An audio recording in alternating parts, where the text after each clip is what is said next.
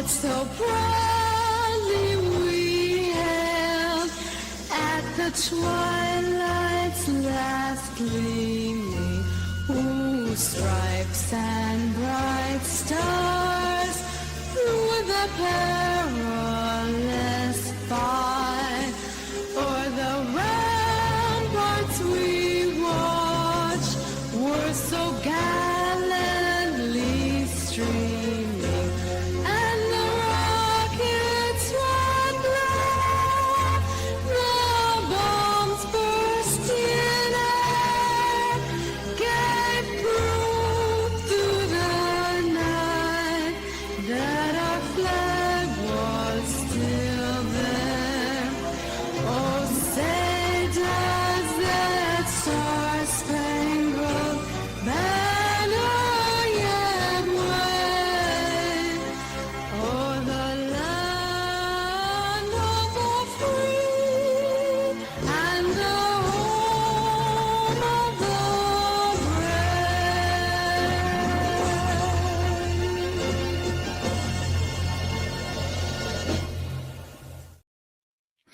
All right, that was Sandra Prill singing the national anthem, Star Spangled Banner. That is probably, right now anyway, my favorite cover of the national anthem. Comes from 1992. She was a public access television star in Tampa, Florida. back in the day. Interesting. That's very And interesting. and what I like about it is that she's no good, but she's out there, you know. She's goddamn American. I thought that the high note was actually quite pleasant. I was a little wary of it, if I'm honest. He toyed with the lyrics a little bit. Not Yes, her totally. timing was a little unorthodox, but it actually wasn't bad, I don't think. Yeah. Well, they said that in the late 1930s, the way you could tell if someone was a member of the Communist Party was if they knew all 4 verses to the Star Spangled Banner. Oh, really? Yeah. She was definitely not a member of the Communist Party. She was a would-be celebrity star from the trailer parks, I would guess. And I just It's a public access. Public access. Before there was YouTube, there was Exactly. Yeah, no, I've we been are all. to MNN, Manhattan Neighborhood Network studio in Manhattan to do interviews before. It is a happening place. You know, there's like a high school like dance team, you know, in one area, and then you're like doing an interview in like one another area. And yeah, Manhattan Neighborhood Networks is still a thing. YouTube hasn't put them out of business. So there you go. Right. And so I just feel as though the whole, like, first of all, we would all be on public access if it wasn't for, you know, Yes, technological very development. much. And At I can't sing that well. I'll say that right now. Mm-hmm. But also I feel as though there's something in this spirit of like of public access television and the desire, kind of narcissistic desire to be important, even if you're nobody, that is very American. And that if I have no idea what that feels like, Doug.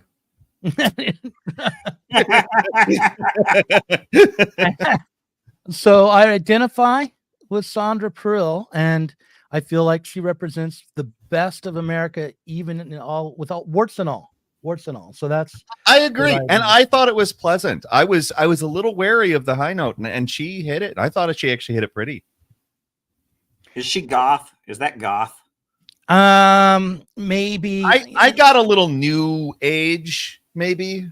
Yeah, I thought that was a late 80s. I was surprised to hear it was early 90s. 1992 I'm was not when she enough went of a on. Gen Xer to know if that was goth or not. I'm a She little had to have been a mall goth adjacent person, I have to imagine. Okay. It could have been as early as 87, according to Wikipedia. She started her show, which was called My Show, on public access television What a in lovely name. 1987, and it went off in 1992. So Sandra Prill, who was born the same year I was, 1970, wherever you are, I hope you're doing well. So why don't we dive in here? I put out a video yesterday that I don't know how many of your audiences have seen it, but it did pretty well on my own channel. I did send it out to try to get people to watch.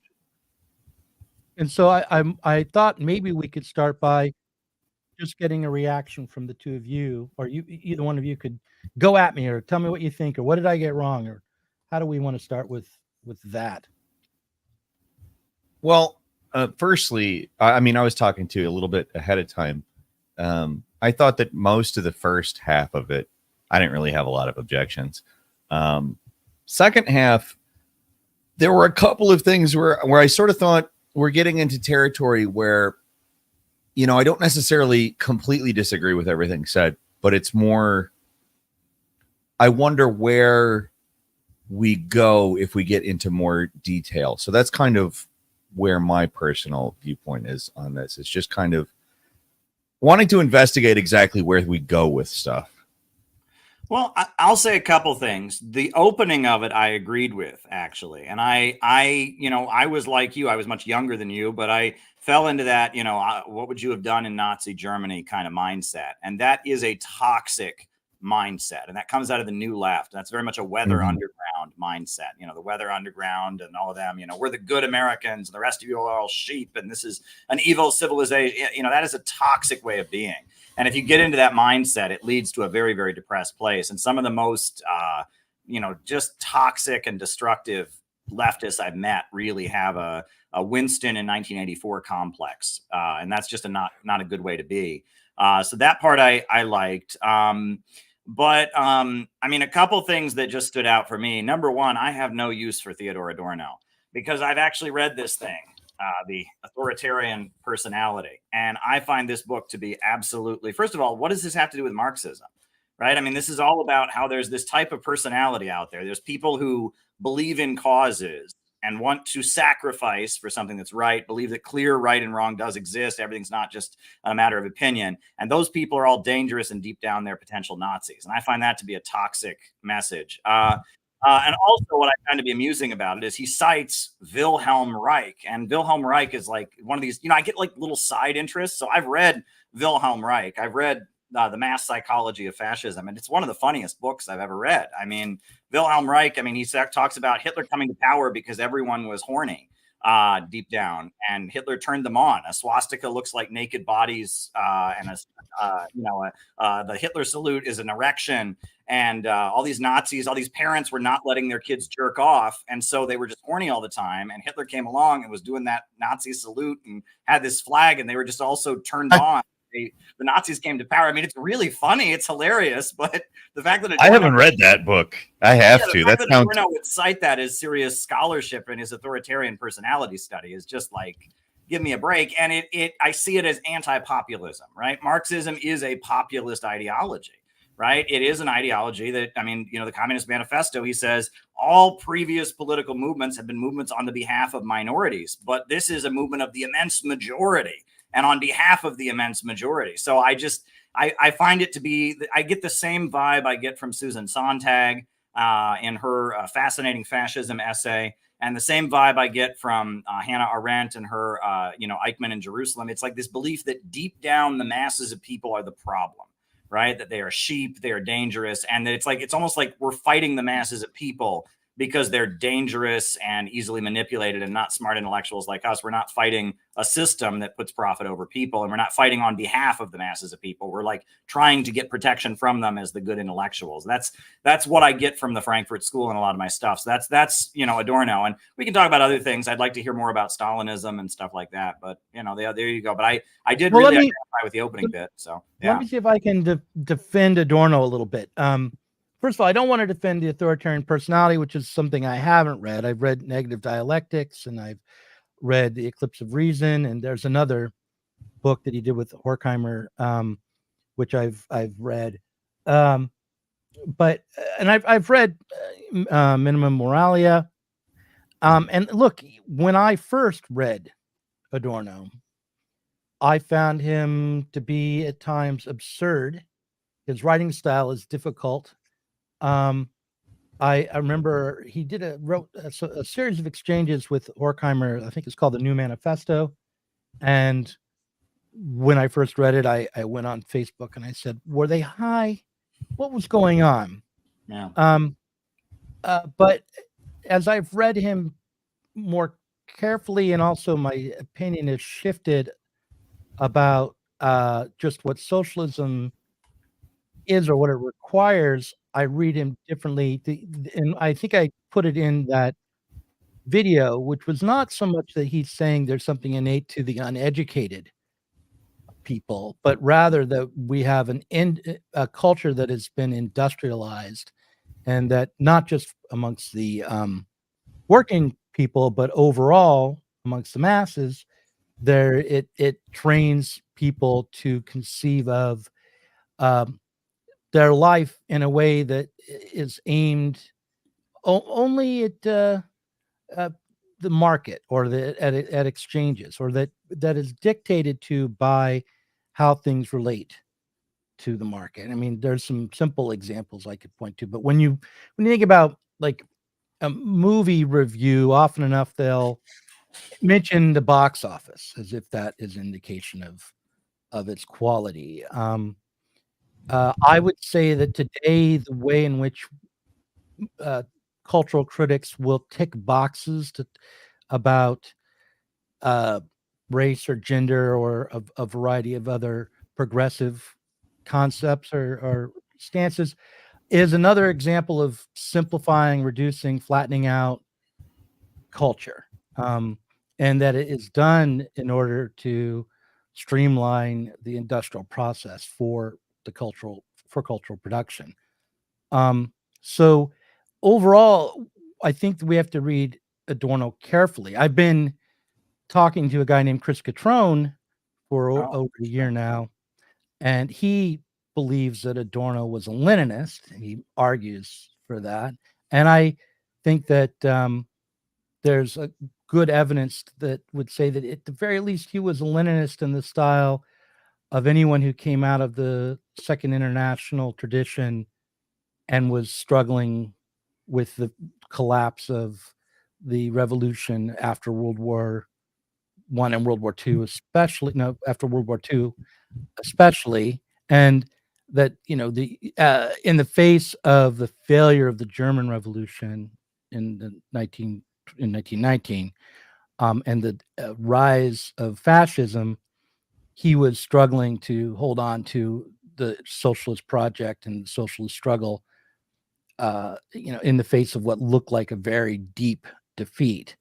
So that's how I would interpret him. And for me, the most uh, useful thing about Adorno is that he insists upon the left taking up its defeats and working through them, rather than allowing themselves to take their defeats and pretend as though they are victories, or to accommodate themselves to right wing or conservative or regressive ideas. So he holds on to a vision for socialism being possible that defines what, for him, politics are about, and what really art would be about as well, holding on to the horizon that goes beyond what's given by the current political and societal order.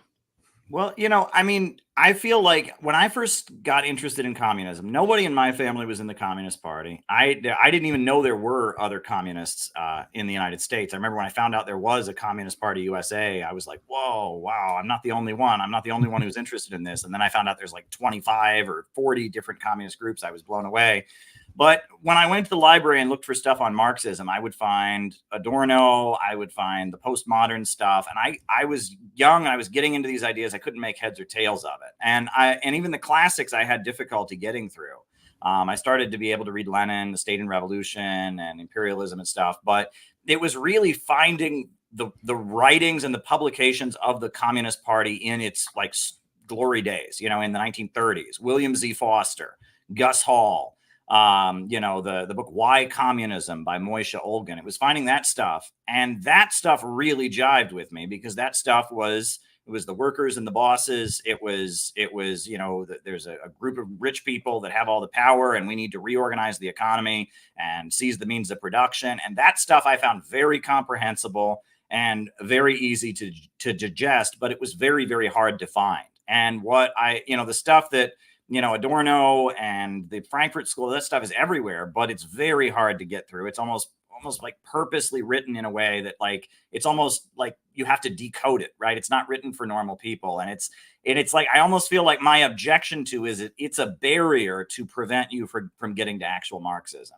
If you go to college, you will take, there's a million classes on that stuff, and you can take all those classes and never be able to explain the problem of overproduction. You can take all of those classes and never understand that socialism is about eliminating the rule of profits, and it's about organizing the economy so that growth can no longer be restrained, right? That it focuses on this kind of cultural critique and alienation, and it kind of distracts you from what Marxism is all about. Marxism for me is Woody Guthrie music, right? Woody Guthrie stuff, right? That's, you know, it's you know, that's fighting for the common people who do the work of the country.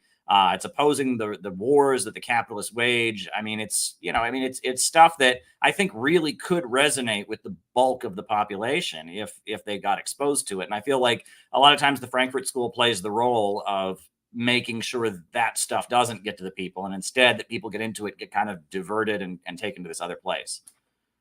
Peter, I want to give you a chance to say something, but can I respond to Caleb before? Yeah, we yeah, move on? absolutely. Yeah. All right. So like, I want to say that I would certainly not recommend that people read excerpts of Adorno and be told in any context, but certainly not in university context, as if it is a replacement for reading Marx or Kautsky or Lenin, or a myriad of other Marxists from the 19th century or early 20th century. And that if you read Adorno in the context put side by side with Heidegger or Foucault or Judith Butler, and if you read the Frankfurt School in a mix with what everything else is called critical theory today, you're going to be miseducated. You're going to be confused. And a lot of things are treated as if they are the same within the university, or if they're within a spectrum of ideas, which are really opposed to one another. The other thing I want to say is, like, when I started out as, I'm going to confess this, an anarchist in the 90s. I mean, I was kind of a little anarchist. Yeah, I mean, it was. I'm older, so the Cold War was within living memory, right?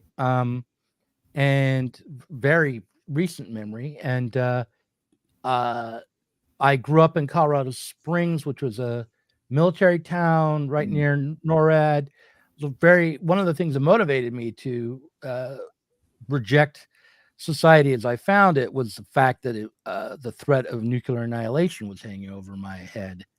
It's also the headquarters of the religious right? Ground zero of the neo-con. Yeah. The focus on the family and all of that. That started up in earnest when I was in high school, and was really big when I had moved away. Yeah. But nonetheless, yes, it was a very religious. So it was like a born-again Christian Republican city to a large extent, with little pockets around the University of Liberalism. But and so for me, just not being a Reaganite Republican made me a communist. People would call me a communist all the time. So I was very glad to take that up and say, fine, I will be a communist. I'm going to be an anarcho-communist. And I read the ABCs of anarchism, and I read lots of Chomsky, and all of that made sense. And I listened to Phil Oakes and Woody Guthrie, and also Arlo Guthrie a little, well, just that one song every Thanksgiving, the Alice's Restaurant. But nonetheless, I was it's a long song. Let's just Guthrie this place right up. Yeah, but I also my parents weren't communists by any means. My father was a Democrat, which again made him a commie. And I grew up in an area like that too. I know what you mean. Yeah. But yeah, no. So I relate to this idea that you don't start talking about the need for socialism or the need to break free from capitalism by saying, oh, well, the culture industry is, constraining thought and turning pop music and flattening it out and Beethoven and a bikini are the same. None of that's going to get you anywhere right away. I do think, though, that you have to move beyond the first level, which was sort of my anarchist level, which is like, fuck the man, they're keeping me down. It's all about the being oppressed by power and authority. Because, and you know what changed my mind? I was pretty old by the time I gave up on my anarchism. It was like 2009. I was 38 years old. It was around the time I started podcasting. And it was because of the economic crisis of 2008, where I realized, oh, there are things going on in society that I don't have a full understanding of, that I should try to understand. And so I started interviewing economists. I started with an anarchist economist, and he sounded like a typical liberal. And I got around to interviewing Andrew Kleiman, and Brendan Cooney and a few others. And through understanding how political economy functioned is how I shifted from being an anarchist into being a wannabe Marxist of some kind or another. And so and when you understand that there's sort of an objective character to it, that it's not merely a matter of bad guys who want to be rich pushing down the poor people, but rather something that I've heard you say, that the way in which we produce the goods of the world actually sets up a contradiction where the more productive the society is, the more poverty it's likely to produce. Then you start to see the need for transformation on a deeper level than simply get the bad guys out of office or find good capitalists instead of bad capitalists and things like that. So anyway, That's so where- I go ahead. Let's hear from Peter. I feel Let's like hear from that's Peter. where I can probably come in and say what my kind of problem with the sort of Frankfurt stuff is. My issue is that it is all very focused on cultural critique. It's all very oriented towards not that. And just to not, I don't want to get, I'm not going to claim that I am an expert. I've certainly not read the entirety of any of Adorno's work. I'm not going to pretend that that is something that I have done. I don't want to sound like I am making anything up about what I know. I've read some of it. I have read aspects of it that make me think what I am thinking, certainly. But I think that it's very focused on culture. And then I think that if we are addressing culture, we're ultimately playing into an argument that will put us only in preserving capitalism. If we are attempting to progress culturally within capitalism, we're not addressing anything material. We're not addressing any material contradictions. That is one of my big objections to the sort of Frankfurt mindset, I guess, so to speak. It's not so much that they have no criticisms that are correct. The various people that I have seen, I certainly agree with the idea that there's a culture industry. I certainly agree with the idea that there are ways in which that is expressed that put us in a situation that we're lied to without feeling like we're lied to, et cetera, the commodification of culture, et cetera. I don't disagree with any of that. And certainly I'm a big society, the spectacle person. I care a great deal about that. And certainly some of that is downstream of Frankfurt, but also some of it is downstream of Lenin. And he is a very synthesis type person that I don't entirely agree with everything he says either. Debord, that is. I'm somebody who is very, very open to seeing what is correct, but I am also very, very keen on noticing that people who do orient themselves towards that type of critique ultimately refuse to really get into the type of stuff that we're talking about right now, the crisis of overproduction, as Marx puts it. Recently, I've been calling it the value crisis a lot more, just to try to de-obfuscate it a little bit. But that's one of my larger objections. And then we start getting into the Congress of Cultural Freedom area, where we start talking about why certain viewpoints get funded. Is it necessarily because, oh, these Frankfurt guys, these and Frankfurt adjacent guys, I should say, rather than specifically Frankfurt guys. But this sort of cultural angle on all of this stuff, it gets funded, it gets put out there, not necessarily because they are against the idea of moving to a higher stage of production, but it is a good way of putting people in a different realm of discussion. Okay, I want to say one last thing, and then we can shift over from me defending myself, defending Adorno and myself, and we can talk about some other things maybe. But I just want to say the reason that Adorno focused on cultural critique, actually, it is not the same reason that so many people are culture warriors today. It has something to do with cultural critique and culture warrior. I'm able to distinguish the two of those things. Right, Well, but it's not like let me just say one thing, and then it's the same reason it develops out of imperialism. It's the same reason that Lenin and others said that the form of capitalism had changed in the 20th century, and that imperialism was now the highest form of capitalism. That Adorno started to focus on the cultural effects of an administered society through an imperialist state where power had concentrated so thoroughly and into powerful blocks within society and the global society. So it was not so much that he was simply wanting to talk about culture as if culture drove the way society functioned, but rather he understood that the way society functioned, which was through capitalist modes of production, set up and determined the way culture functioned, but then also that culture, when managed, could help reproduce the terms of society on that political economic level. Well, let me tell you another thing I did agree with in your thing was you talked about how there was, that for a lot of people that are becoming communists now, you pointed to a couple individuals. It is very much just, and I think Peter talks about this too. I mean, I know he does, commodified identity, right? On the Yes. internet, they want to try on this new way of being, and it's very much just, I want to have this type of shoes. I want this identity. And I know people like this, who they're a Maoist for a while, and they're a Trotskyite, and they're an anarchist, and then they're this, and then they're that.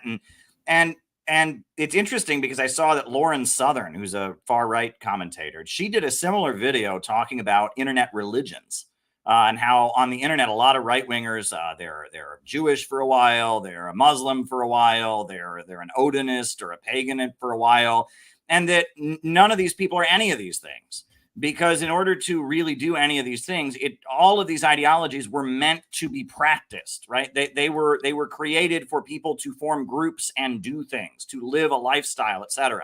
And if you just try something on the internet as a way of like showing all your friends, this is what I am, you don't get to the essence of it. And that you can't really judge any of these ideologies by how cool you feel when you call yourself that on the internet, right? All of these ideologies were intended to carry out a practice, to build a community, to build an organization that carried out and achieved real goals. And that is one thing I am very thankful that the internet, or at least social media, was not a big thing when I got involved, because I had to go and find real communist groups and get involved with them.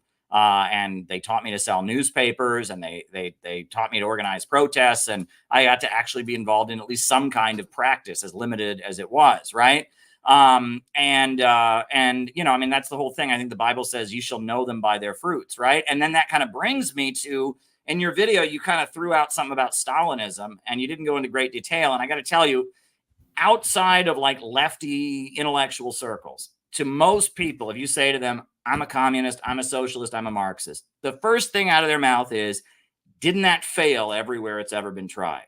And if you don't have an answer that isn't, yeah, but, oh, that's true, but, I mean, you've already lost the argument, right? And that's why I have always been a tanky or a Stalinist or whatever you might want to call me, even in the time that I might have been into Trotsky, is because that is a lie. The idea that socialism failed everywhere it's ever been tried is just not factually accurate. The Soviet Union became a world power. It defeated the Nazis and invented space travel, raised millions of people out of poverty. China is the second largest economy in the world today. I mean, huge achievements. Cuba and what they achieved is the highest life expectancy in Latin America. Many, many examples, and that we have to push back on that. And it's like, you talk about the failures of Stalinism. I think about the time that Stalin died, right? At the time Stalin died, at that point, not only had the Soviet Union defeated the Nazis, not only had Eastern Europe started to industrialize and people were getting hospitals and schools and paved roads for the first time, but China had then already started on the path of industrializing.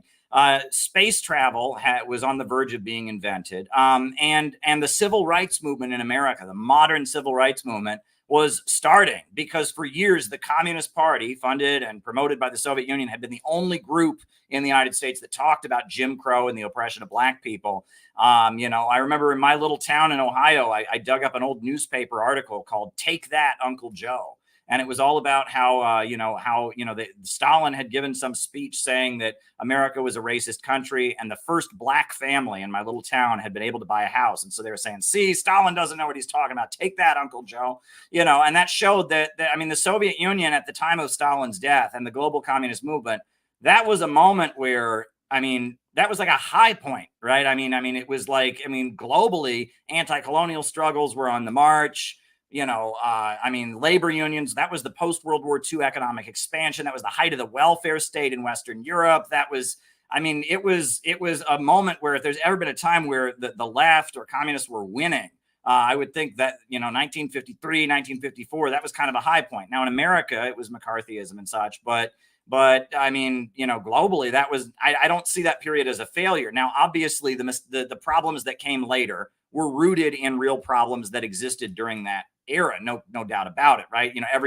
Everything comes from its predecessor, right? And so, the Khrushchev secret speech, the Sino-Soviet split, the eventual fall of the Soviet Union, all of that still has roots in the Stalin era and problems of that period. But I don't view Stalinism as this mistake or defeat. I view, that was a moment where, the communists came out of World War II. They had been the anti-fascists from day one. They had defeated the Nazis. I just view that as a moment where the left was looking pretty good. If anything, we should be trying to learn from the achievements and the lessons, because they were certainly doing a lot better back then than we're doing right now.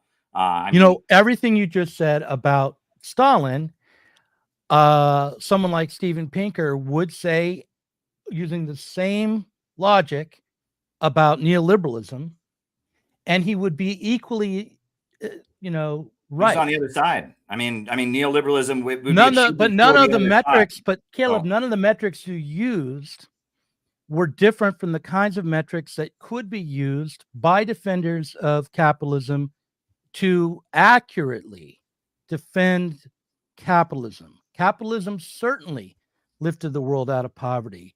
Capitalist production certainly extended the life expectancy of most people around the globe. Capitalism did get people to the moon. It invented. We think it was flight. an advance over feudalism. Right. Yeah, but wait, hold on. That's not the metric by which we should judge socialism. If someone were to ask me, why did the Soviet Union fail? If socialism has failed everywhere it's been tried, I would say, so has bourgeois forms of freedom generally, or I put it differently, so is capitalism. If you mean going through economic crisis, having mass poverty, having massive wars, having the threat of annihilation hanging over our heads. Those same things occurred under capitalist forms of production as well. And so what socialism is about is not simply lifting everyone out of poverty for a time until things fall apart again, but rather overcoming the internal contradictions that are inherent to this mode of production, which is something that the Soviet Union never managed to do. I'm not blaming anybody particularly for that, but the project of socialism was an international project. It was not aimed strictly at industrialization wasn't opposed to industrialization, but it wasn't aimed at industrialization alone. It was about eliminating the class character of our society, overcoming the value form in production. You disagree? Yeah, I You disagree with that? everything. I mean, I think that it was about overcoming the fact that with the capitalist economy, production is carried out to maximize profit for owners. And as a result of that, you have a situation where the more wealth that's produced, the poorer people get. You have mass unemployment. You have all kinds of labor power that's not being utilized. And socialism eliminates that with a centrally planned economy where production is organized rationally and growth can continue. And I see the Soviet Union has very much achieved that. When Marx claims that, and I think he's right to claim that the more efficient production is, the lower the amount that workers earn as a form in terms of value. Why does he say that's the case? What is his reason? His reason is that the means of production are operated in order to maximize profit for private owners. And so the less human labor power that is necessary and the more replaceable that human labor power is, the lower that they can pay for it. And the more... On one level, you're right, but ultimately, no. The reason why that happens is because the time spent working, the labor time spent on average working, is what sets up the value for the in the commodities themselves. Sure, I don't disagree. So the more that the less time you need to spend to make commodities, the less value those commodities individually will have. Right. The less you need to pay workers to reproduce themselves. Well, it's not even about need, though. It's about what's possible. You can't pay the worker the entire amount. Well, the point is the capitalist tends to pay just enough for the workers to reproduce themselves. I mean, obviously, that level that what it takes to reproduce a worker is different culturally, right?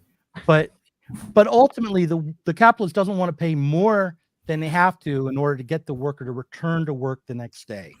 So if you have them speed up production, that cheapens the commodities, which means that they can pay the workers less, and that will increase their profitability. So that's why the faster you work, the more efficient you are, the more productive you are, the less you earn. But it's not just because the capitalists are going to steal that value, but in fact, objectively, the value of the commodities you've produced has gone down. Right. Also, though, ultimately, when you speed up production, right, the falling rate of profit is next. So the less human labor that's involved, the less value the capitalist can extract from the profit. I mean, the less value the product has, and I mean, we all agree on this.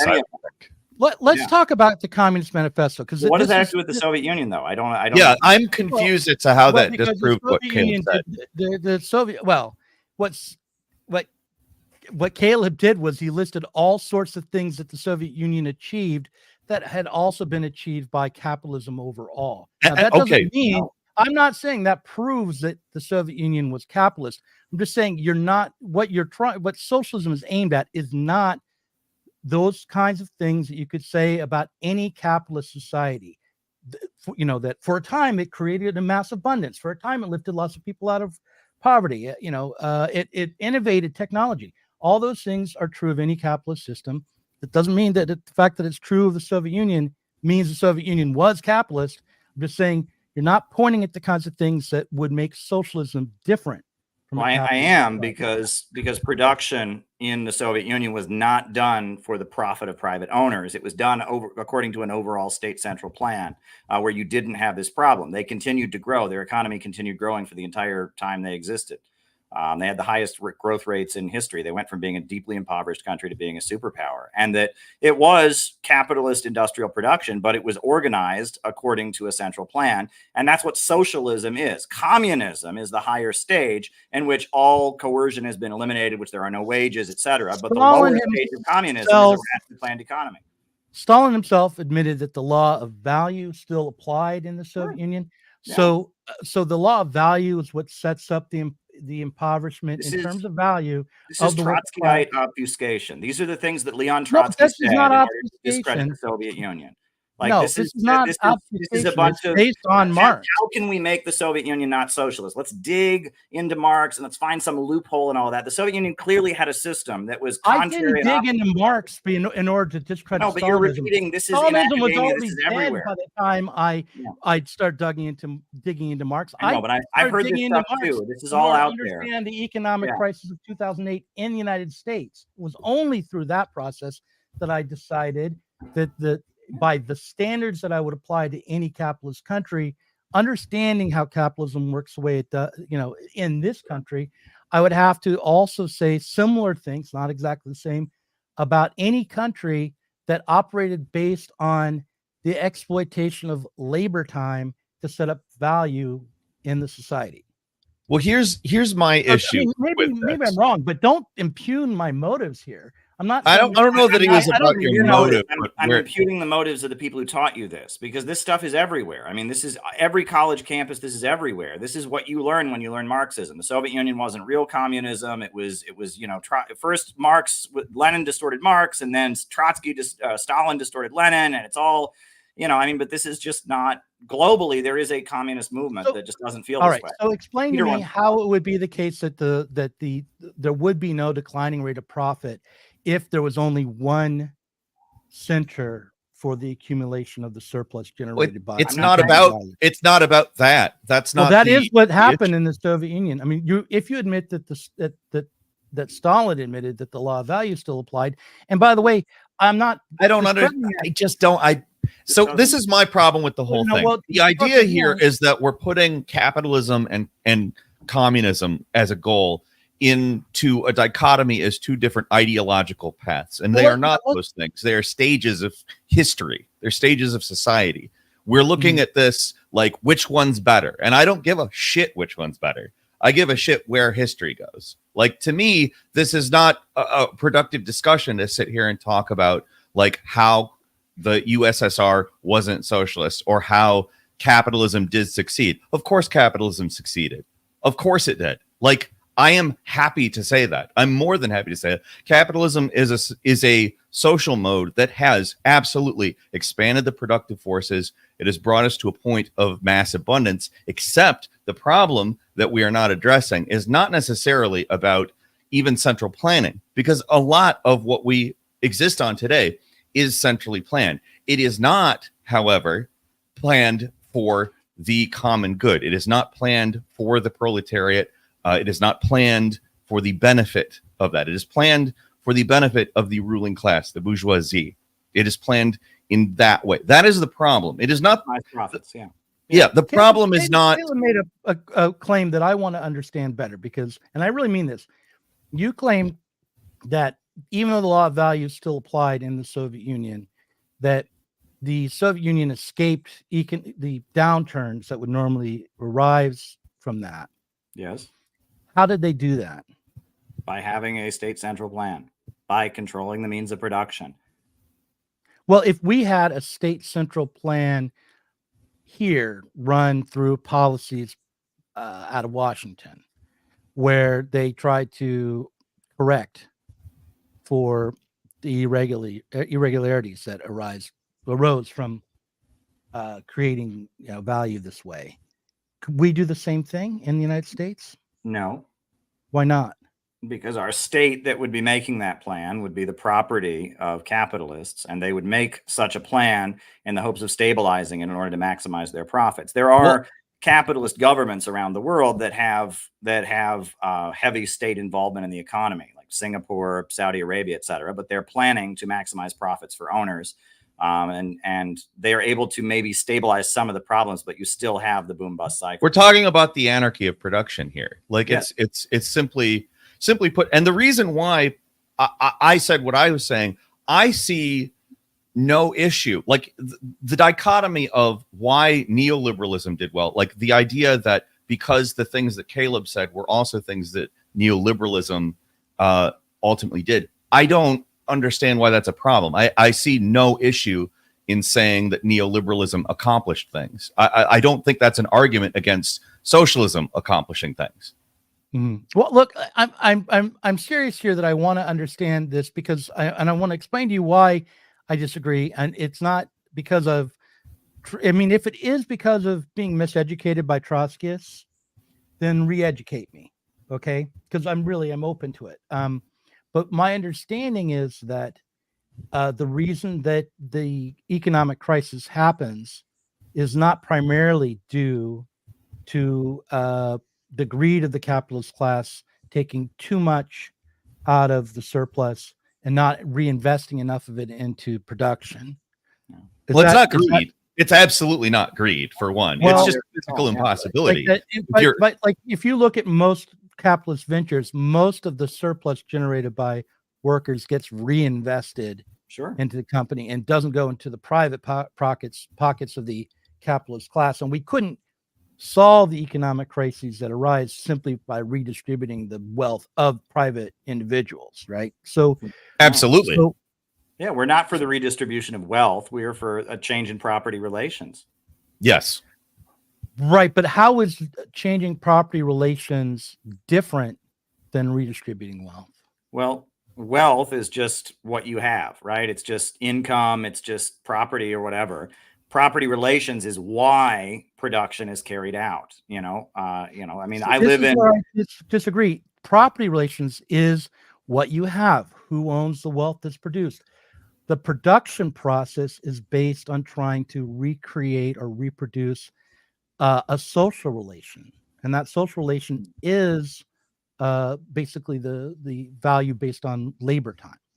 So the production process is not the same thing. I think you're talking about ideology, though. I don't think you're talking about the production. Like, there's a material relationship between ownership of the means of production and appropriation of the product. Like, that's what we're talking about. The appropriation of the product is different than the distribution of the wealth. These are two different things, and I think that's the dichotomy that we're ultimately trying to. How is the appropriation of the products of the working class different than the appropriation of the products of the working class? Well, I think that if you read Engels, and I think Marx says it, he talks about preliminary transformation. Under capitalism, the means of production only function as preliminary transformation into capital, right? This book, or I'm trying to think of an example. This computer that I'm speaking into right now wasn't created because people needed computers. It was created because a capitalist thought he could get a return on his investment by putting up the money to make it, right? Food isn't created so people can eat it. It's created so that big box stores and agribusiness can make money from it. Housing isn't created because people need a place to live. It's created so that, landlords and banks and real estate conglomerates can make money from it. And that's why you have situations like the property values continuing to go up, despite the fact that the demand for housing is increasing because they can make money through real estate speculation. All of this is the anarchy of production, the chaos of the market. And socialism is means of production. First of all, it's a revolutionary working class government coming to power and then using state power to centralize the means of production. So you don't have the anarchy of production anymore. You have a rationally planned economy so that you don't have these problems. Like that's what it's intended to address. And and all of this stuff you're talking about, this is this is what I was kind of getting at in the beginning about how this is a distraction. They don't want you to hear this.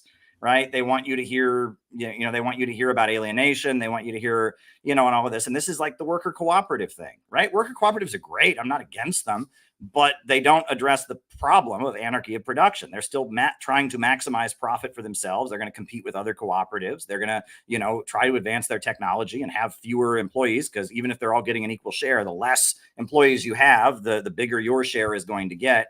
You still have all the problems of production organized for profit, right? And that is what we need to abolish, production organized for profit. Yeah, I agree with you that production organized for profit is what we need to abolish. And I'm not trying to hold on to the profit motive. I'm not a market socialist. I don't think that co-ops are any kind of solution. These are things we all agree on. I guess I want to talk about the Communist Manifesto and something that you made a video, which I kind of like the title of, which is Destroying BreadTube with the Communist Manifesto, which while. I would it's like 3 years ago. For me, that was 3 minutes ago. I'm 53, okay. So like three years ago. All right. Yeah, you made that really recently. I went to sleep for like 10 minutes and woke up, and now it's 3 years later. But anyhow, you were reading a section of the Communist Manifesto, and you read it well, and you were very convincing in for the most part, but you skipped over a couple of parts that I would want to include in order to understand. So let me see if I can find it. But do you remember the section you read? I have it in front of me, but I'm like scrolling through it. But it started with basically needing to conquer democracy for the working class. Yeah, the working class must raise itself to the left. It's the very end. It's the part where he explains what socialism is, right? And he says, the first step in the revolution is the working class raising itself to the level of the ruling class and winning the battle for democracy, right? You have a mass popular movement where the people who don't normally get involved in government and all of that express their will. The working class, they express their will. They win the battle for democracy. They defeat the rich and powerful, and they establish a working class government, right? And that's the dictatorship of the proletariat. We live under the dictatorship of capital now. And with a mass popular movement, the working class movement establishes itself as the government. And then the next sentence is, and the working class or the new state. The proletariat will use its political supremacy to wrest by degrees all capital from the bourgeoisie, to centralize all instruments of production in the hands of the state, i.e., of the proletariat organized as the ruling class, which is important, and to increase the total of production. I'm sorry, the IE in synchronization just cracked me up. I don't know. I'm sorry. And then you go on and you emphasize how there will be despotic inroads on the rights of property, and that's true. Like you're going to have to dispossess the bourgeoisie and violate laws to do so, probably, and the bourgeoisie aren't going to like that. And on the conditions of bourgeois production, that's a line you didn't include, or if you did, it wasn't emphasized. By means of measures, therefore, which appear economically insufficient and untenable. You didn't say that either in your video, as far as I remember, but which in the course of the movement outstrip themselves, necessitate further inroads upon the old social order, and are unavoidable as a means of entirely revolutionizing the mode of production, which you also didn't mention. So what you did talk about quite a lot was how, look, this isn't going to all happen at once. It's going to happen differently in different countries. Well, that's a quote I always emphasize, because I've been attacked for saying socialism with American characteristics, because we all know that the big part of being a leftist is you hate all things American and all that. How dare I say that? Well, it says right there, it will be different in different countries, and the road to socialism in America is going to be different than elsewhere, right? And that rest by degree, that's also very important, right? Because I think it should be easier here than elsewhere. Because we have more rights in the United States than most other countries, certainly more than Canada. Well, it's not a matter of it being easier. It's going to be different, right? It's going to, I think the revolution here will have aspects of American culture here. It'll have aspects of the American way of being here, that it won't be aesthetically and ideologically the same as it is in other countries. And aesthetically, but it will be different, hopefully, because we won't be put in jail as quickly. We'll have more recourses. But as capitalism, democracy becomes abolished in the process of a revolutionary movement. I'd hope that we could just very quickly have a peaceful transition to socialism. But as we've seen, what happens in a capitalist crisis is the ruling class begin fighting with each other. You have Bonapartism. You have the collapse of the liberal society into an illiberal fascist state. And that generally, that's generally how these things go. I don't think the open democracy is going to last amid a long-term capitalist I was going to say the same. We can't assume that's permanent. No, but you certainly can call upon workers who have been brought up under conditions of freedom to demand that they get to hold on to it. Yeah, and that's sure. Yes. Yeah. So if you have a culture that's accustomed to basic bourgeois forms of freedom, like freedom of speech, freedom to assemble, freedom to petition the government, due process, you are more likely to have a movement that has the strength to try to hold on to those things. And if you have a culture where you're used to your uncle getting tossed in prison for whatever reason, or for having the wrong books or something like that. Caleb brought up bonapartism. I think this is a particularly good place to inject a part of the 18th Brumaire essay. The idea that the capitalists become popular based on ideals of liberty, equality, fraternity, et cetera, and that they are quick to abandon them. I'm completely on your side with this. I think that that's a very, very, like, the idea that the people are used to these ideas. These are American ideas. We are raised to believe we're supposed to be able to say what we believe. We're supposed to be able to express what we believe. I am completely with you on this. I think that the American subject, more or less, is ideologically primed to want to fight for their freedom, to want these rights. And if they are taken, I do agree. I think that it is a good position to start from. Yeah. Yeah. But so the other thing I wanted to point out, so there's a couple of things here that you left out from your reading of the Communist Manifesto. Can I say something before you say that? Yeah.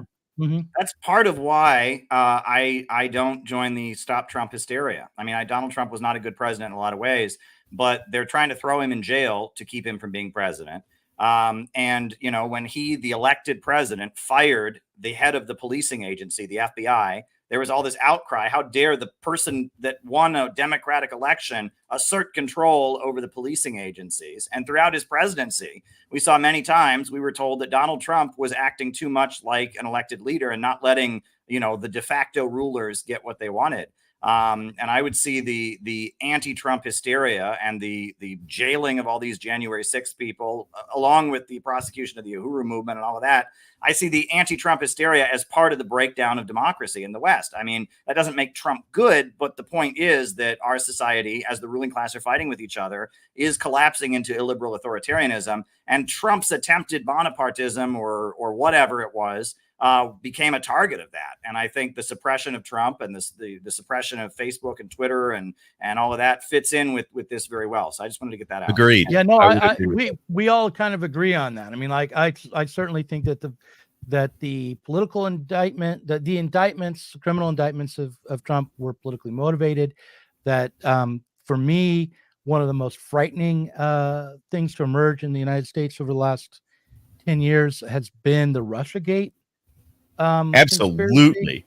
That was the fact that we now know that it was a Clinton campaign FBI conspiracy to investigate Trump, and that's been exposed through a special prosecutor's investigation, and that the so-called left isn't up in arms about that because of the tribal attachment to one of the two capitalist parties.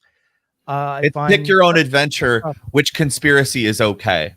Like that's the thing. I hate that shit. It drives me nuts because, in my opinion, it's either they're all a problem or none of them are a problem. Right. As long as you have proof that and I'm not saying like every conspiracy theory. I am saying everything that we have proof of, the Russiagate and every complaint that Trump has about the voting being fake or any of that. Like, you hear the Democrats saying, "Oh, well, look at that conspiracy," and it's like, well, I mean, you've been proven, like your guys have been proven to do the same, if not maybe even a little worse. To be like, I'm more than happy to criticize Trump on that, as long as they're more than like. The same thing goes for January 6th. We brought that up a little bit. When people call it an insurrection, I'm like, no, I'm absolutely. I think that that's completely insane wording of this. If you're calling it a riot, I'm more than happy to talk about it critically. Like, I don't think that it was necessarily a productive thing to do. I don't think that it was good. I think that it was a riot, and I think that a lot of the riots that took place in 2020 that were leftist oriented weren't good. I think that riots aren't generally a good thing. They are unfocused energy that is just being expressed angrily. It's not necessarily helpful. It's just like, well, we got to call these things what they are. I want to go back to the Communist Manifesto, and then we can start talking about what we agree with each other about. And I'll try to talk more. Yeah, and I'll let you. But I started this conversation between the three of us because I want to be invited back to play. So I know I've been a little bit. The thing is, like, Yeah, well, aggressive, I don't know is the right word, because both Caleb and myself are very, very used to actual aggression.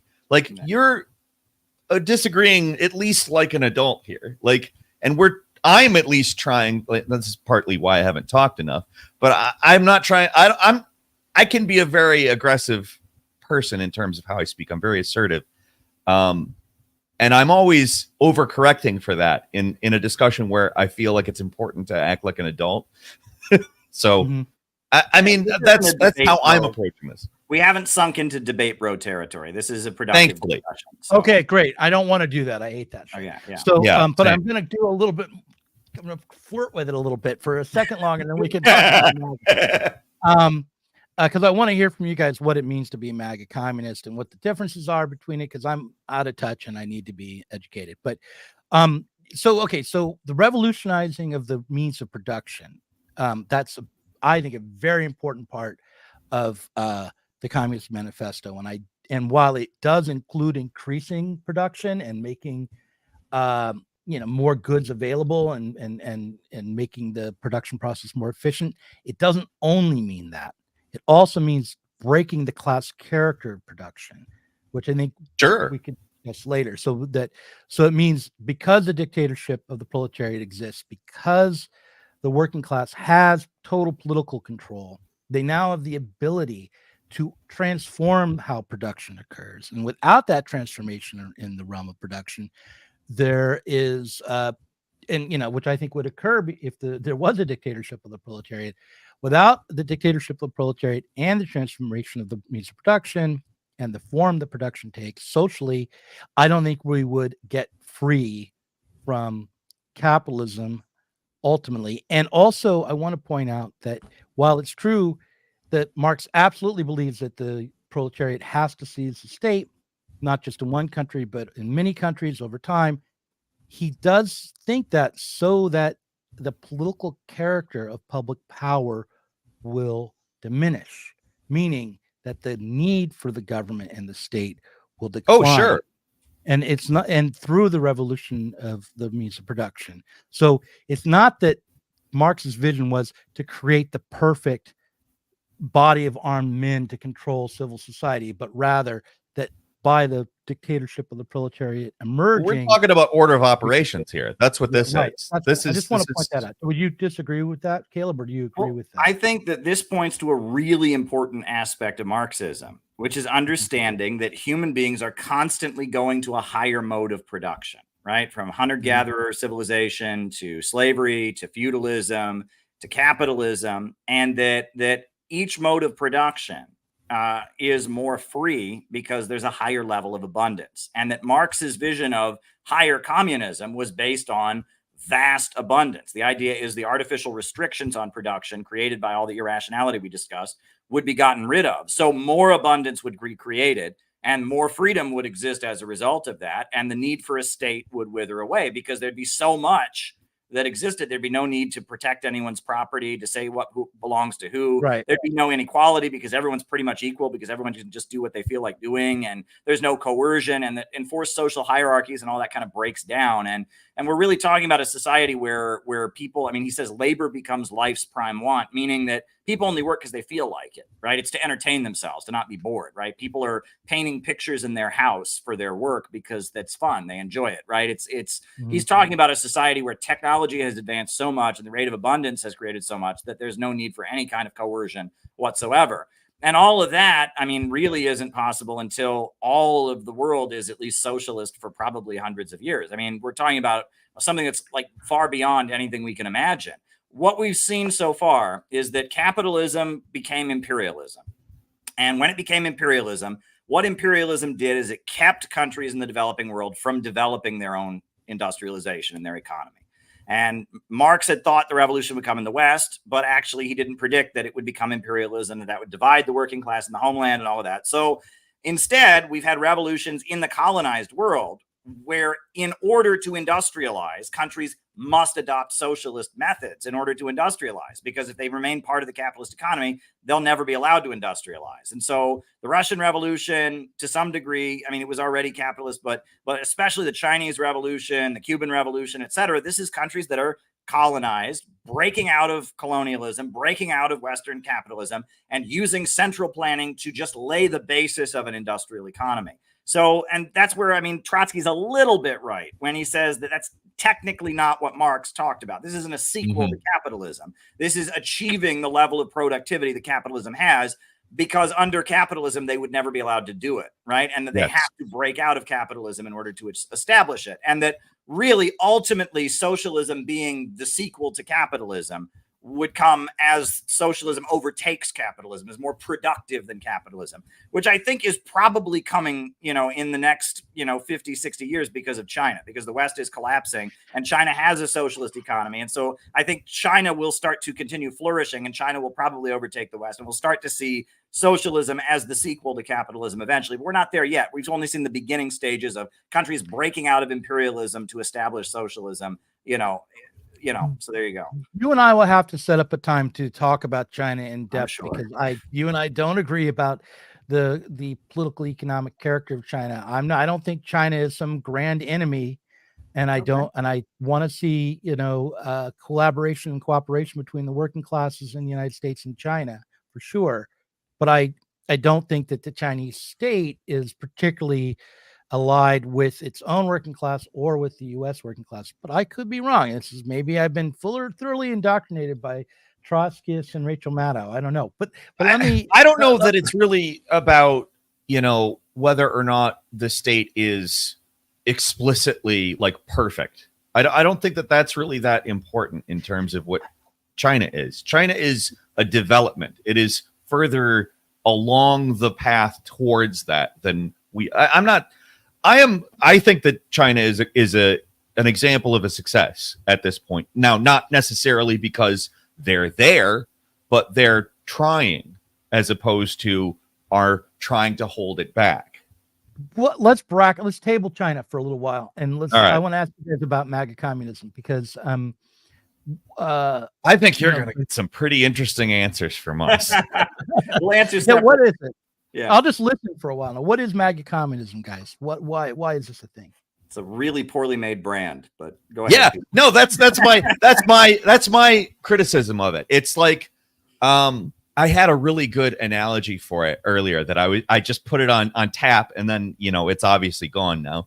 But it's like, imagine like you took it's oil and water, and you figured out like, well, where's the cross section between oil and water?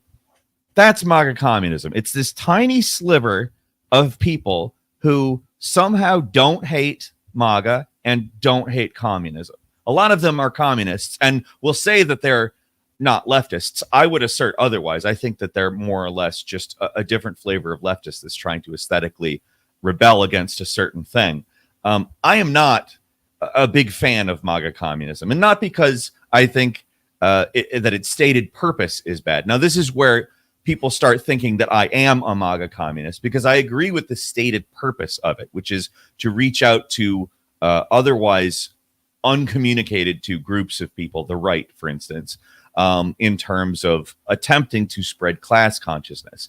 Now, a lot of people will say, I'm trying to convince them of communism. That is a utopian and idealist way of going about things. You can't propagandize people into communism. You can't just simply like the way that people understand these things and actually move from a position that is reactionary to a position that is, in the Marxist sense, progressive, not necessarily progressive in the ideological bourgeois left-right sense, but to move to the progressive viewpoint, it is more or less becoming class conscious. It is more or less understanding what the dialectic is, where people, where the contradiction is. And that contradiction is kind of, I think, what I was trying to get at with earlier questions. It's not about, what we think and what we want. It's about a totally different thing. Now, the stated purpose of MAGA communism is to bring that to people who are otherwise not being spoken to. Now, I don't think that's ultimately the effect of MAGA communism. I think that it is a brand that ultimately creates a fandom that is highly, highly atomized, highly separated from many different, like again, from communists, it's separated. From MAGA, it's separated. Like If you say communist to a MAGA person, they're going to say, Joe Biden, I hate that. I don't want that. If you say MAGA to a communist, and I'm saying communist, there's a lot of people who call themselves communists today. They're going to say, well, you know what? I don't want to talk to that bigot. Thank you. No, thanks. It's two separate groups that are just disparate, and it's attempting to find an overlap between them. And that overlap is so minute that it's a ridiculous concept. That's my opinion of what MAGA communism is anyway. So I'll give you my opinion. I guess, I have given the benefit of the doubt to the brand creators for so long, and I'm done doing that. I'll tell you what it is for them, and I'll tell you a more generous interpretation that I might take of it. But I am convinced that for the brand creators, it is an attempt to get attention for themselves, right? I'm a MAGA communist. How can that be? That MAGA and communists hate each other. I'm going to listen to you. Let me tell you all about it. It's something that's designed to go viral and get attention for themselves. And it's Who childish, started it? and they Was it don't do a Haas? very good job of explaining it, and whatever. Now, Was it Haas who started it, or who I'm not started saying it? names here. I'm not saying names here, but Okay. the interviews that people do and all of that, they don't explain a single Marxist concept. They just sit there and they don't get asked about them. And these right-wing media personalities who, you listen to any other show they do, communism is pure evil, it kills millions of people, and then they get one of these doofuses in front of them and they just go, I'm a MAGA communist. And they go, wow, you're a MAGA communist. And all of a sudden they forget all about Stalin killing millions of people and all their anti-communism because they're just trying to boost this person. It's I'm not a big fan of I'm tired being generous to the people who invented that brand. But regardless, I have said that I have not denounced MAGA communism because I believe, and I wrote an entire book about it called Where is America Going? Marxism, MAGA, and the Coming Revolution. I believe that the kind of people in the United States who are angry at the government, who are angry at the big corporations, who don't trust the FBI, who oppose the wars, and are from impoverished areas, Appalachia and the South, and are from impoverished backgrounds, not all of whom are white, but many of them are not white. The people that are turning to Trumpism, to QAnon, to these anti-establishment ideas because they're mad at the government, that is who communists should be recruiting right now. And those, if there's ever going to be a socialist revolution in the United States, those people are going to be the beginning of it. And if people don't come to terms with that and recognize that, they are deluding themselves. And I saw this during Trump's presidency. They had skits on Saturday Night Live making fun of Trump rallies, and it looked just like the skits the Venezuelan opposition does, making fun of Hugo Chavez supporters. These are a bunch of dumb workers with their crazy conspiracy theories. I mean, they think the government doesn't work for us; it works for rich people. That's crazy, right? They think that it's Trump is becoming the symbol of anti-establishment sentiments by people whose living standards are going down, people who are at odds with the imperialist state, people who are at odds with the big corporations, etc. And it's the very, very, very primitive beginnings of class consciousness. And those are the people we need to be talking to. And it is far more productive. I have found it's harder, but it's far more productive to go and talk to people that are against the state and against the system who are drifting toward MAGA than it is to try and talk to somebody who nominally thinks socialism is a good idea, but has bought the establishment line on every issue, hook, line, and sinker, and just sees them. They want to defend the establishment from evil Trump's insurgency. You know what I'm saying? And that is something that the left has become, is deteriorated into just the defense of the establishment and a defense of the corporate state from this dissident movement of MAGA that is dissident in all kinds of crazy ways, and that a genuine socialist movement will come out of what's starting with MAGA now. That I maintain, and I wrote a whole book explaining that, and that's what I do believe. And that's a hard thing for people to understand, but I have been raising the slogan out of the movement to the masses. When we formed the Center for Political Innovation, that was one of the main things, because I've been a communist. I've been doing communist activism my entire adult life, and that the left is a dead end. We need to get to the masses. At this point, the working class is more anti-war than the socialists are. That doesn't make any sense. The working class is critical of spending billions of dollars on arming Ukraine, And the socialists are the ones that say, well, we have to do that because Putin's a fascist. And if you disagree, you're spreading conspiracy theories, you know, and it's socialism and leftism in America has just deteriorated into a defense of the establishment. And outside of that establishment, there are millions of working people who've lost their jobs and lost their living standards. They've got relatives who are in jail from opioids. They're mad at the government. That's who we need to talk to. And that's why I don't denounce MAGA communism as bad as an image as it is and as sloppily as it was invented for sloppy purposes. I like the idea of it, despite not using the brand The stated purpose. Yes. Well, you know, I think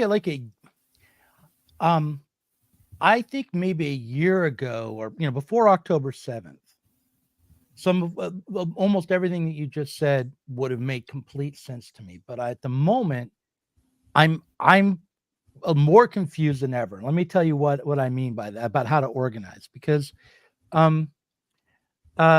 okay, so like I thought that the trucker convoy was ultimately on the side of the kinds of values that socialists should embrace. You know, they wanted bodily autonomy. It was a working class movement, despite a lot of objections to that from the left. I think that the truckers were working class. The vast majority of them certainly they are. were defending their right to associate. They were defending their bodily autonomy, and their rights to be self-directed on the job. These are all good things. However, since October 7th, the most energetic portion of the population in opposition to imperialism is now back to the blue-haired commies, and the MAGA types are fully on board with backing, or seemingly more on board with backing the Israeli massacres in Gaza. And Some. I would say that something like 70% of Republicans are. Yeah, I think that's fair. So, all right. Now, I happen to think that my opinion is that the protest movement against the slaughter of the Palestinians has already been captured by the Democrats, despite appearances to the contrary, despite the fact that they're calling Biden Genocide Joe. Just by looking at their demands, you can see how, I mean, it's funded by the Democratic Party, and then it's aimed at the Democratic Party. It is not aimed at developing an independent politics. It is, you know, I'm not blaming any of the kids out there protesting. I'm not saying it would be easier to break free from that. But then you look, so if you apply that logic to the left, it seems to me that the MAGA types, the QAnon types, they are also equally captured by the Republican Party and organized by it. So you don't agree, Caleb? How am I getting this? Well, I think it's a yes and no. Peter, yeah. something. Peter, talk first. I'll say after. Oh, I was gonna say, like, the thing is, you kind of addressed what I was going to say when you said that they've been captured. They don't look captured. Again, like it's very anti-democrat, but at the same time, these are, you said you're, again, you kind of got into everything, because I was going to start bringing up an article that I wrote about how earlier on in this, it was very clear that they were making some inroads on some actual demands in terms of these universities dissociating and even to some extent divesting from Israel-oriented businesses and various ties. There was actually some inroads being made, but again, like you said, it's kind of been captured. I think Caleb should say what he's going to say, because Let me just say one thing to that, and then, you know, like divestment is a good example of how it might be captured, because when you insist that a university, for instance, divest from Israel, someone has to buy it. It's the impact on Israel itself is not necessarily going to be terrific.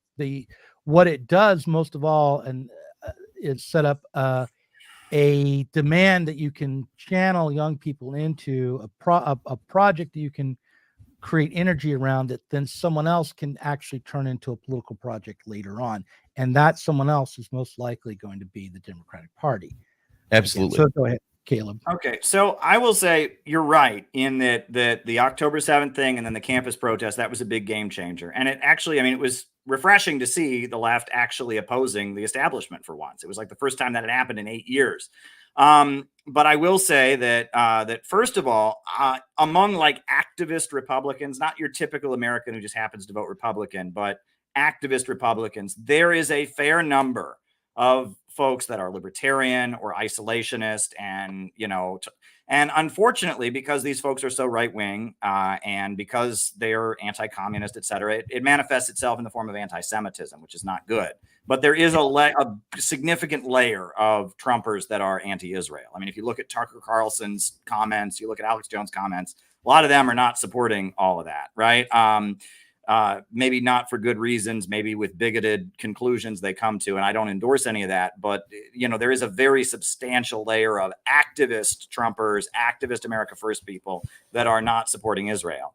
And the other thing that I would add is that I would say the main part of the reason that so many Trumpers are now supporting Israel has a lot to do with how the protests themselves have been staged. And I've been to them and I've covered them, and I support the protests, but the students are there with their faces covered up. They've got what most Americans just see as a foreign flag. And the message is that America is an evil, racist settler country, just like Israel. And white people go home, land back. Yeah, I mean, the rallies are a giant fuck you to middle America. So and that's why, that flag going up when they cleared out the park, they put up the American flag, it went viral and all of that. And we have been saying that the way the Palestine protests should operate, they should have American flags there, and they should say money for jobs and schools in America, not weapons for Israel. And they should frame it as an America first, an economic argument. Why is our government spending billions of dollars to arm this foreign country to murder Palestinians when it could be spending that to feed and house and clothe and build up our economy right here and make life better for working people right here? And if they had stuck to that message, they would probably have majority support. But the land back, middle class identity politics stuff is just so inculcated in those circles. And that it was almost designed to push Trumpers into the pro-Israel place. But even now, I've seen some polls that show that if you frame it as, should the USA give this much money to Israel, majority Democrat and Republican say no. I mean, when we were last out in Portland, we had banners that said all of those things. We were walking down the street in Portland. Now, obviously, Portland is more predisposed to be sympathetic towards Palestine than Israel, but we spoke to a lot of different types of people that day, and they all responded very well to that message. Yeah, I mean, and if you just framed it as being for our country, being for our communities and our neighborhoods, and not wanting to spend money on a foreign war, I think that messaging style would go over with most people. But the left is committed to not doing that because the left has this notion that the bulk of the population are the enemy, right? Which I then blame Adorno for. I apologize, Douglas. Not what you wanted to hear, but that's what I blame Adorno and Sontag and and Arendt and others for, is that the left has really become a place for people that feel alienated from American society, rather than the same way that Maga communism is. It's a brand it's a unique selling point. It's a means to separate yourself as a different thing, to sell yourself in certain ways, but also to feel special in certain ways. I don't think it's fair to lump Adorno in with Hannah Arendt and certainly not with Susan Sontag. And by the way, I think people should read Hannah Arendt and Susan Sontag, but definitely. I agree. Yeah. I think that they're problematic, but obviously we should read things that we're criticizing, which is why I sort of recused myself a little bit from the Adorno conversation, because I don't have I have not read any full works of Adorno. Well, but I want to say something like apart from like everyday people who may or may not be politically engaged, right? There's another thing going on, which is that there are attempts to develop alternative politics. Now, when those attempts are made, and I'm speaking from experience here, it's partly a confession, all right? The degree to which what's being done is simply branding or an attempt to develop something alternative to the political players who are already speaking, but not necessarily to develop an actual alternative to the capitalist politics that we currently have. But there are attempts that are made, I think, in good faith.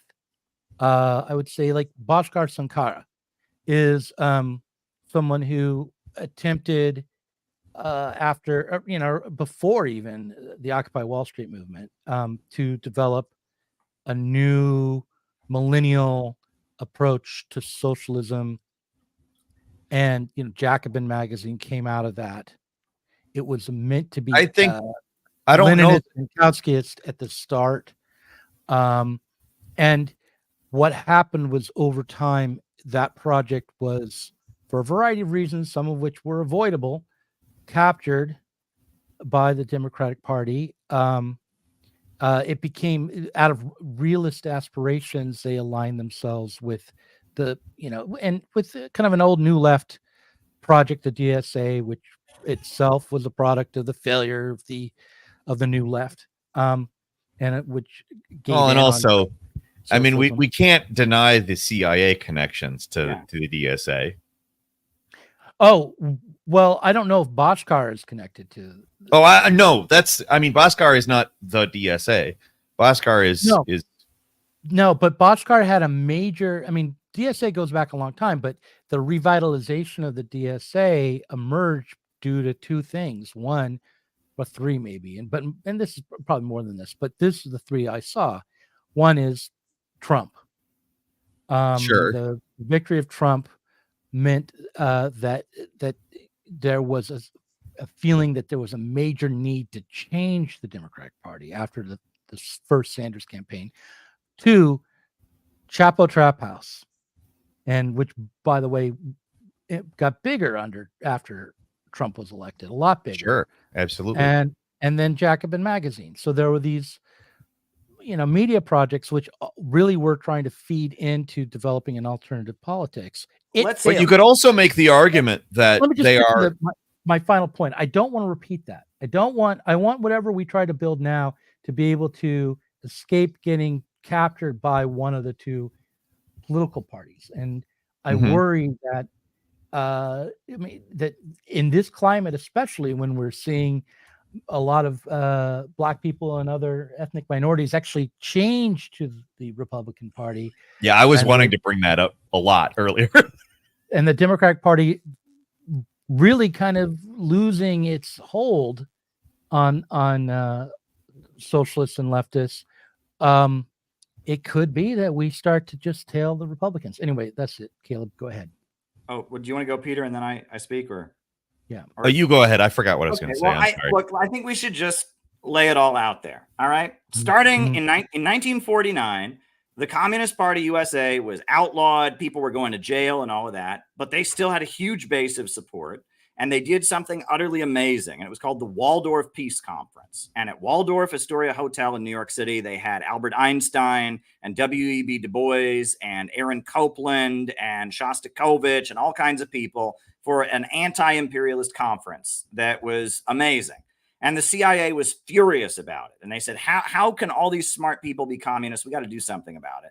So there was a conference down the street run by Trotskyites, that objected to this pro-Soviet conference, and Irving Kristol and Irving Howe and some others were involved with it. So starting in 1949, the CIA launched a program called the Congress for Cultural Freedom. And if you look at the names of Frankfurt School leftism, it's all there, right? It's all those people.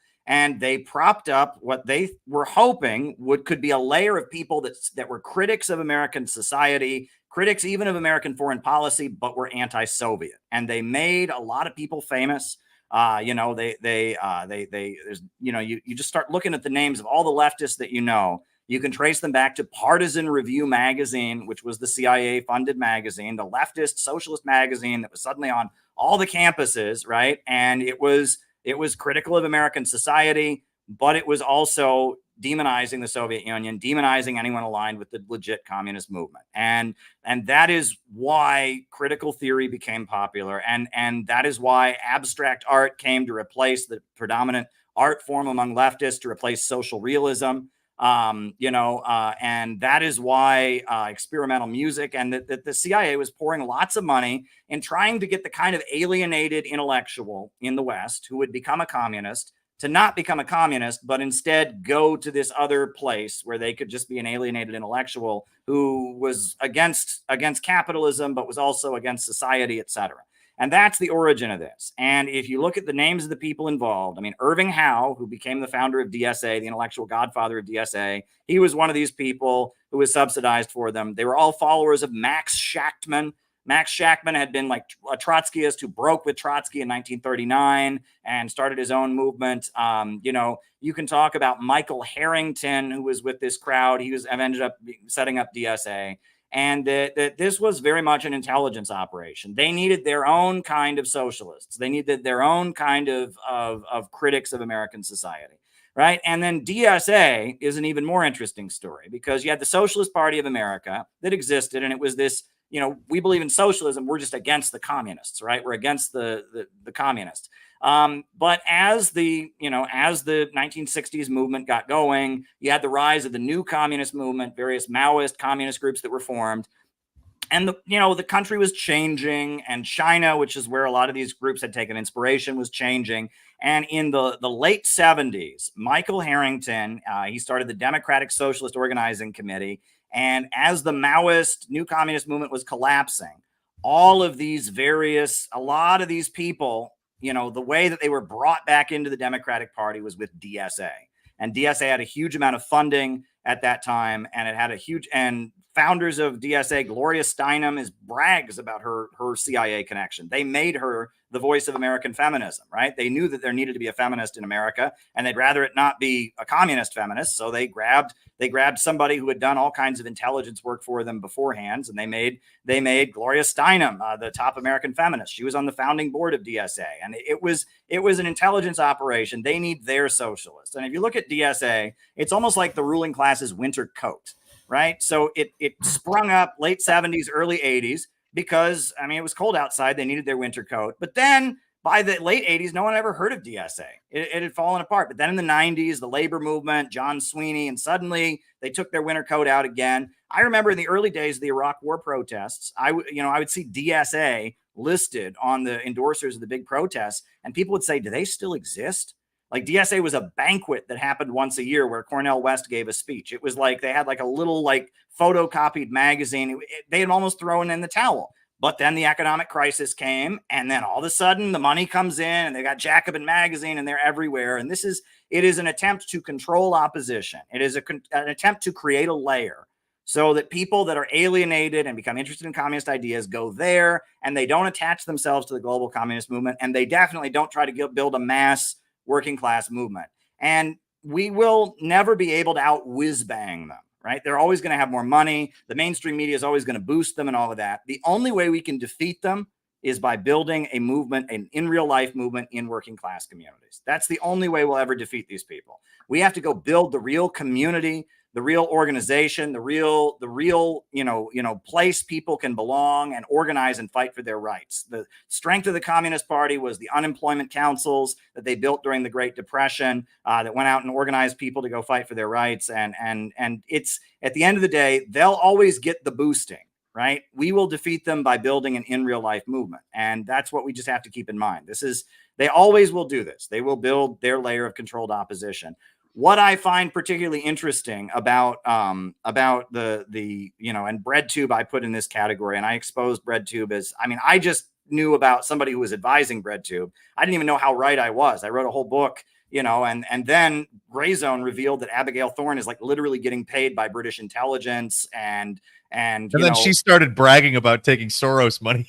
Yeah, and then at this point, I talked about how somebody had connections to Steve Hassan, who was the big cult deprogrammer from the 70s, and then Caleb Kane came out and said, "Oh, Caleb's wrong. It's not just Steve Hassan. It's this whole thing called exiting extremism. It's this whole network the FBI has set up to de-radicalize people." And he spills the beans and admits that there's a whole like wing of the American government that's trying to control extremist ideologies that handles this kind of stuff, and that again, partisan review was on every campus. I mean, we're not going to be able, they control the means of information. They control the means of production, but they will never build a real organization. And that's one thing I noticed about DSA. It's not a real org. They tried when they were first getting going again to have bowling nights or whatever. It's not that, right?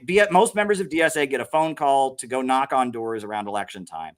They don't want to build a real community of people that are depending on each other, that are relying on each other, that are intensely studying ideology. They're never going to do that, right? The ruling class doesn't want that. They're just a barrier. They're a trap people can get stuck in. And that's how we have to view it. And I view, quote unquote, Western Marxism. I view that as part of this, right? And the deviation from standard Marxist economic understanding, the belief that the masses are the enemy, Adorno saying that the working class is no longer revolutionary, it's the intellectuals, contempt for the Soviet Union, et cetera. I view that as all part of this operation. So that's the long and short. Can I add something? Can I just put this on the screen for a second? This is from the Soviet Union. It is, I think, an abstract work of art. Here's another one from the Soviet Union. It's an abstract work of art. Like, I'm melting. My point would be that while it is certainly true that the CIA, in an effort to compete with the Soviet Union on the level of intellectuals, did fund some abstract artists in the United States and some dissident review journals. Absolutely, it's true. And there was an ideological battle between Soviet Union and the United States. It is also true that modern art or abstract art, avant-garde art, all came up in the 19th and 20th century, not because of some political project alone, but because of changing conditions in society, and artists attempt to give expression to that. And these abstract artists in the Soviet Union were attempting to actually realize the most revolutionary visions that they could in this abstract way, rather than through the socialist realism. So socialist realism was not the only legitimate expression during the revolution, Sure, of a socialist thought or communist thought. So here's the thing about that. The problem isn't necessarily abstract art as a form. It is not necessarily any work of abstract art is making people anti-communist. It's the associations, the communities, the ideologies that are swirling around those things. And those things are not necessarily things that the artists themselves get to choose. Those are things that the people who hold the means of disseminating information and ideology get to choose. Those are the way that things are framed within society is not something that the artist gets to choose. And you know that probably more than anybody, Doug, as an author. It's not something that we get. I've written books, Caleb's written books, you've written fictional novels that I'm sure don't necessarily get represented as exactly what they are.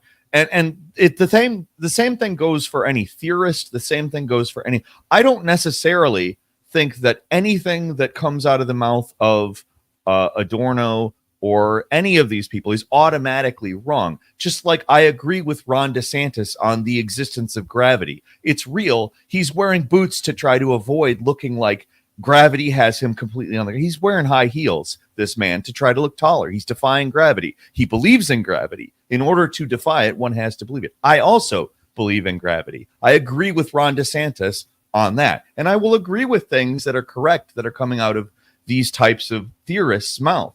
It's not necessarily the theory itself. It is the focus. It is the community. It is the ideology that ultimately ends up arising around these things. And that is not something that I automatically put on any of these people, because many people have good intentions.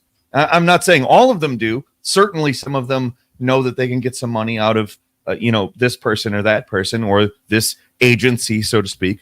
But a lot of people who are involved in all of this, like a lot of bread tubers, for instance, have very good intentions. They don't do this because they want to disrupt the workers from changing the mode of production. They do it because they think that it's the right thing to do. And the reason they think that is because of the context that is created by all of these disseminators of information, by the owners of these platforms. And that is ultimately where my critiques start to come in. I care probably less about exactly what Adorno said than Caleb does, for instance. I probably care less about that personally. But it's not because of what he said explicitly. It's not because of what any of these people said explicitly. There exists a culture that is created around them. And if that culture is ultimately contrary to anything that they said, that's unfortunate, but it's also true. I just want to say that the reason why I threw those abstract works from the Soviet Union onto the screen was to point out that just because something isn't immediately accessible on first glance, it does not mean that it's coming from a pampered, privileged bourgeois class of pseudo intellectuals who are only out to distract you from the harsh reality of capitalist life and try to placate the masses or shame them into submission by making them accept crap for art or something like that. I think that and I think it's a move that is easy to make. My kid could have painted that or something like that, or it's very simple. But these were serious artists who were very committed to the struggle for socialism within the context of the revolution itself, who created abstract works of art in order to try to give expression to changing conditions in society. I'm not saying that doesn't mean that Jackson Pollock was their equivalent. I'm just saying that we can't quickly make a judgment on the level of just a vibe that we get from the works, and that we shouldn't and we shouldn't judge the works of Adorno based on the fact that after World War II and during World War II, he worked with the United States and the CIA to combat Nazis at the same time that Stalin was. We and perhaps a little after.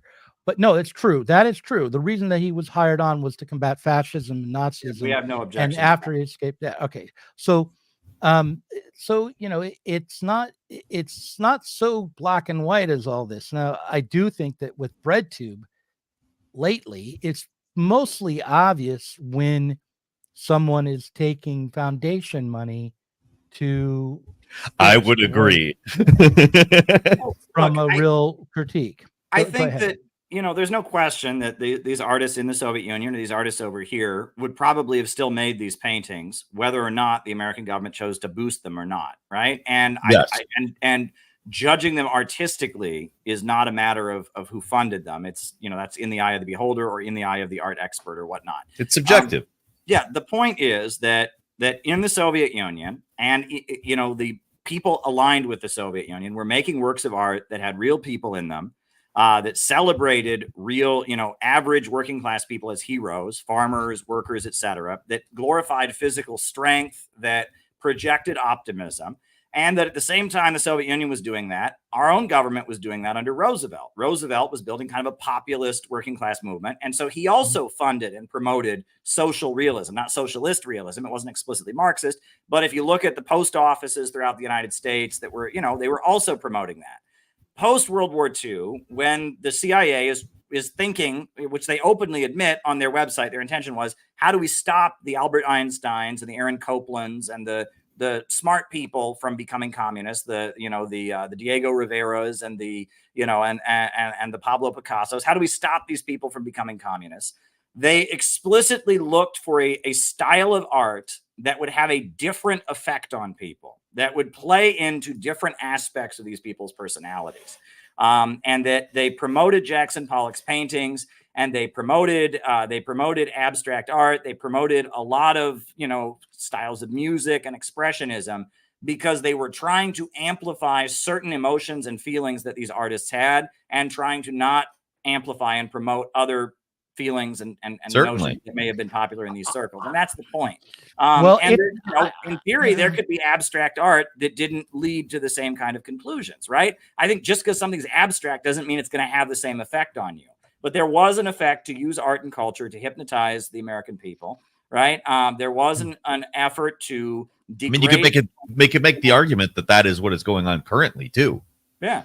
Right. And that I don't think that's necessarily conspiratorial, and that I mean that it's business. In many ways, it's just simply business. Yeah. You know, I think you just go like one or two steps too far here with the idea that people are getting hypnotized by these works.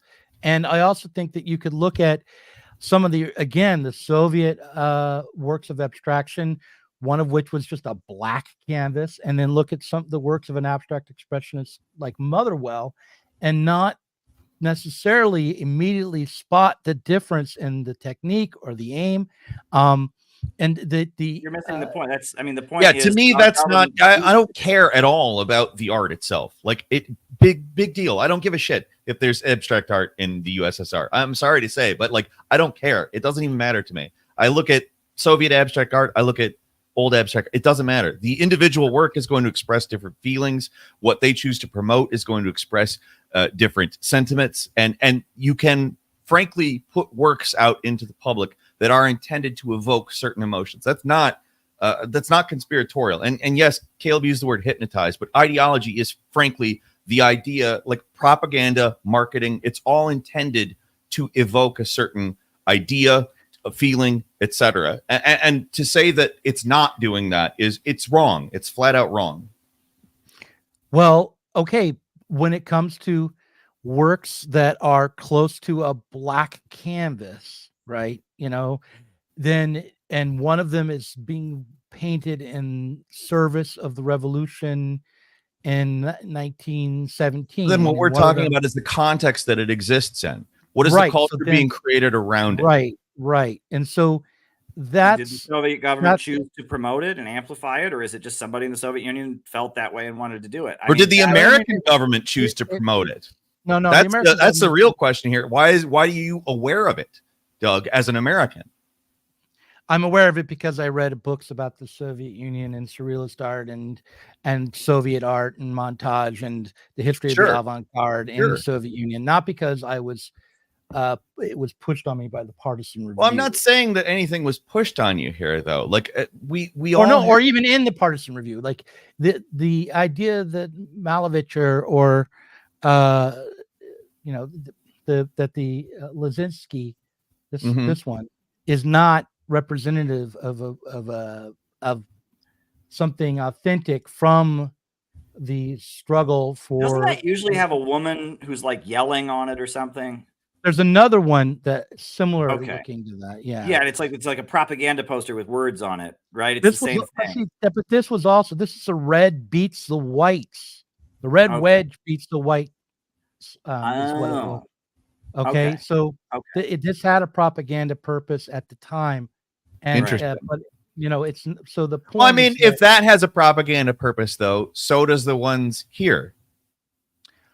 Well, I'll tell you the difference in my view between the abstract expressionists and someone like a suprematist. Well, look, I'll go ahead and say this: like the most traditionalist looking, like photograph oriented art can be exactly the same as what we're talking about. I don't really give a shit if it's abstract or not. Like that doesn't matter. Like, what is something made to do, to evoke? Why is it promoted? What is the culture created around it, et cetera, et cetera? That's what matters to me.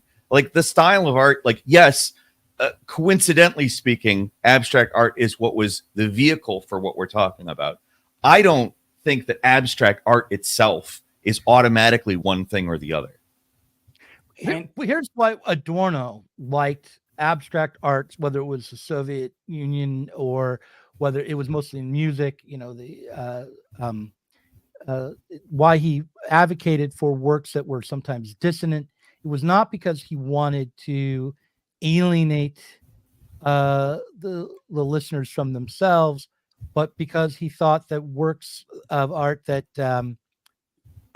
that were avant-garde were more likely to allow and encourage critical engagement with the work.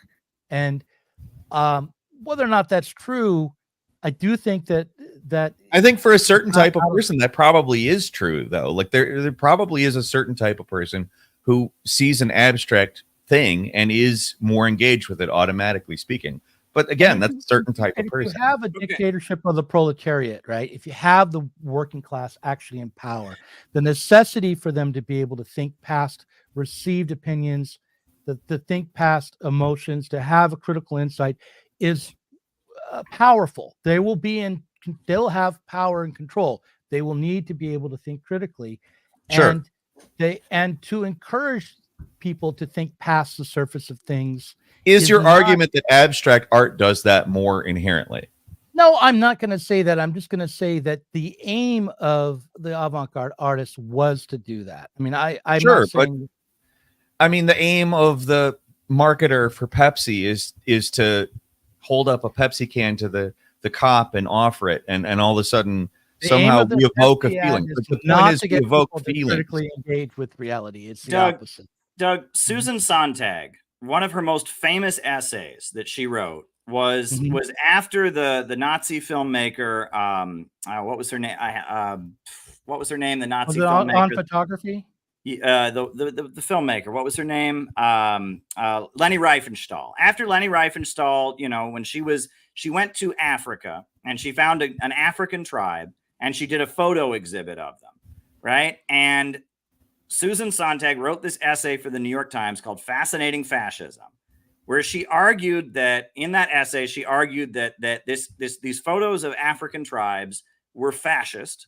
And in that essay, she also said that all the socialist countries of Eastern Europe were also fascist because fascism is an aesthetic.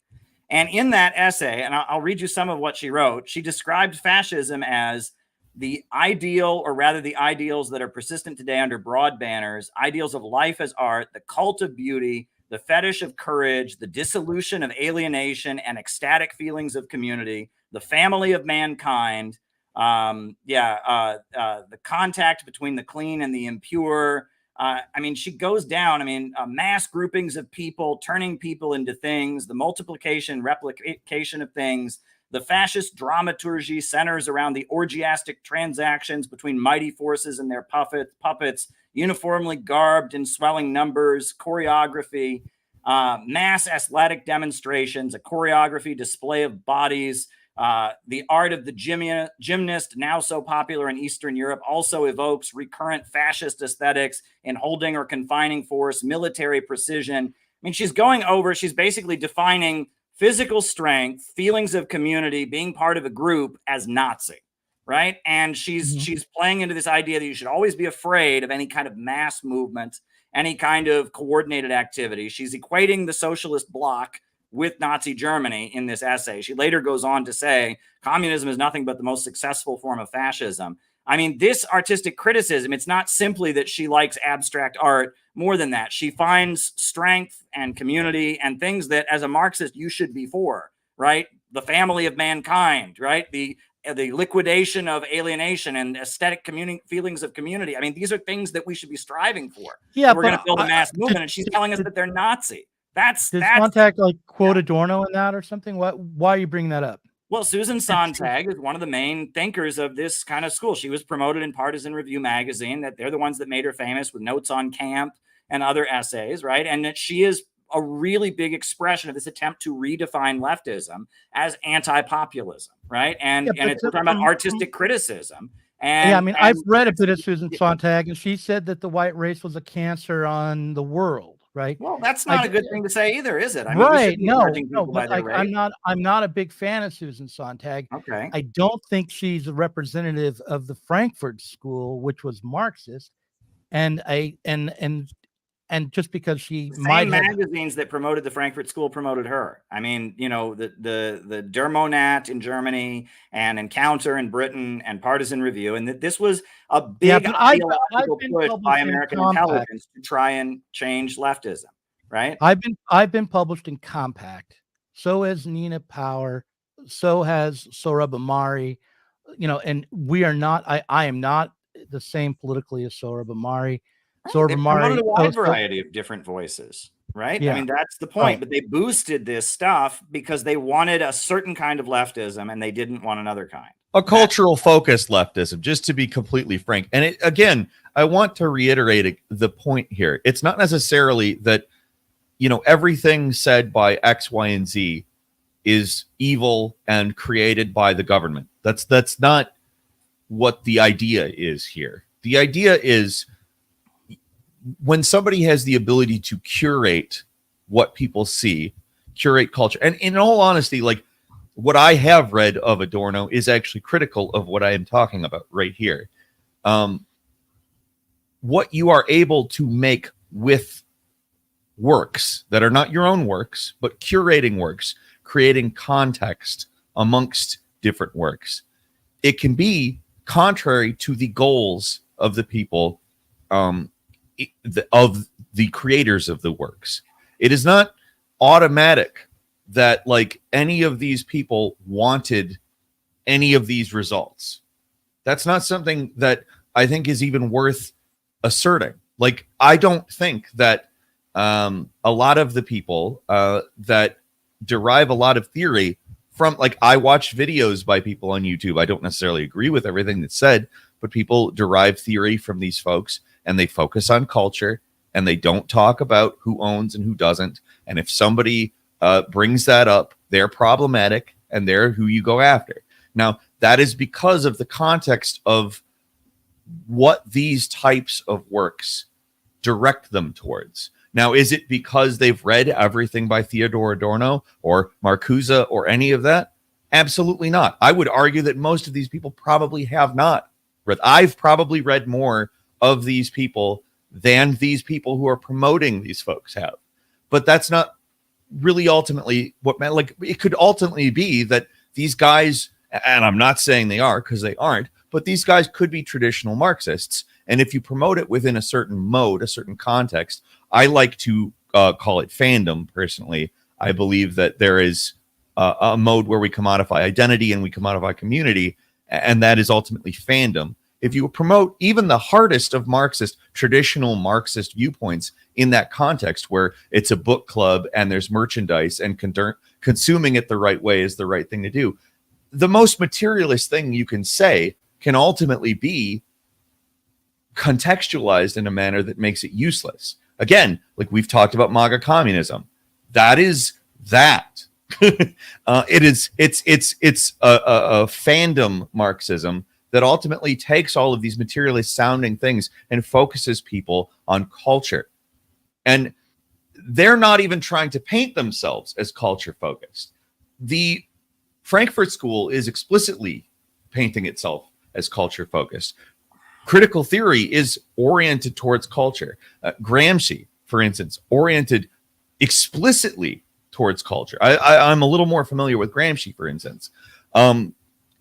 It's not something that necessarily Gramsci, I don't think Gramsci is like, you know what, I want to say that culture is the important thing because I want the American project to be the main thing in the world. That's not how these people are thinking, but it's how the curators think. What is going to focus people in an area that is utterly useless for the goals that they state they have? Listen, I don't. I mean, we could get into the weeds. Like, I'm not wanting to defend or attack any particular style of art or to defend the partisan review per se, or well, certainly not. I don't think any of us are going to worry about right. that at any point. Right. But what I do want to say is that there's something that Adorno advocated for that I think is desperately needed today, and that it would help break a lot of people free from the stranglehold that, say, the Democratic Party has on the left. And that is open thinking and thinking all the way through an idea rather than stopping with received opinion. So when that doesn't mean that you just make up infinite number of excuses for things. If you're starting to repeat yourself, or if your idea has been overturned and there's no more reason to defend it, but you simply dig in, that's not open thinking. But I would just say that we need a socialist movement that will both reach out to everyday people and trust them to think for themselves and to encourage open thinking with people. Now that sounds maybe Well, naive or so maybe sentimental, what but what I want my to know, issue what do you with think? Caleb, do you disagree with that idea? Well, no, it's interesting because, one of the weaknesses of the Communist Party when it was a strong mass organization was that it was very focused on getting the job done. And there was not a lot of room for debate and discussion. And a lot of people that thought more deeply and engaged with ideas more deeply ended up becoming Trotskyites because they found this kind of atmosphere where it's like, we're organizing the rally today. We're, doing this. We have a job to do here.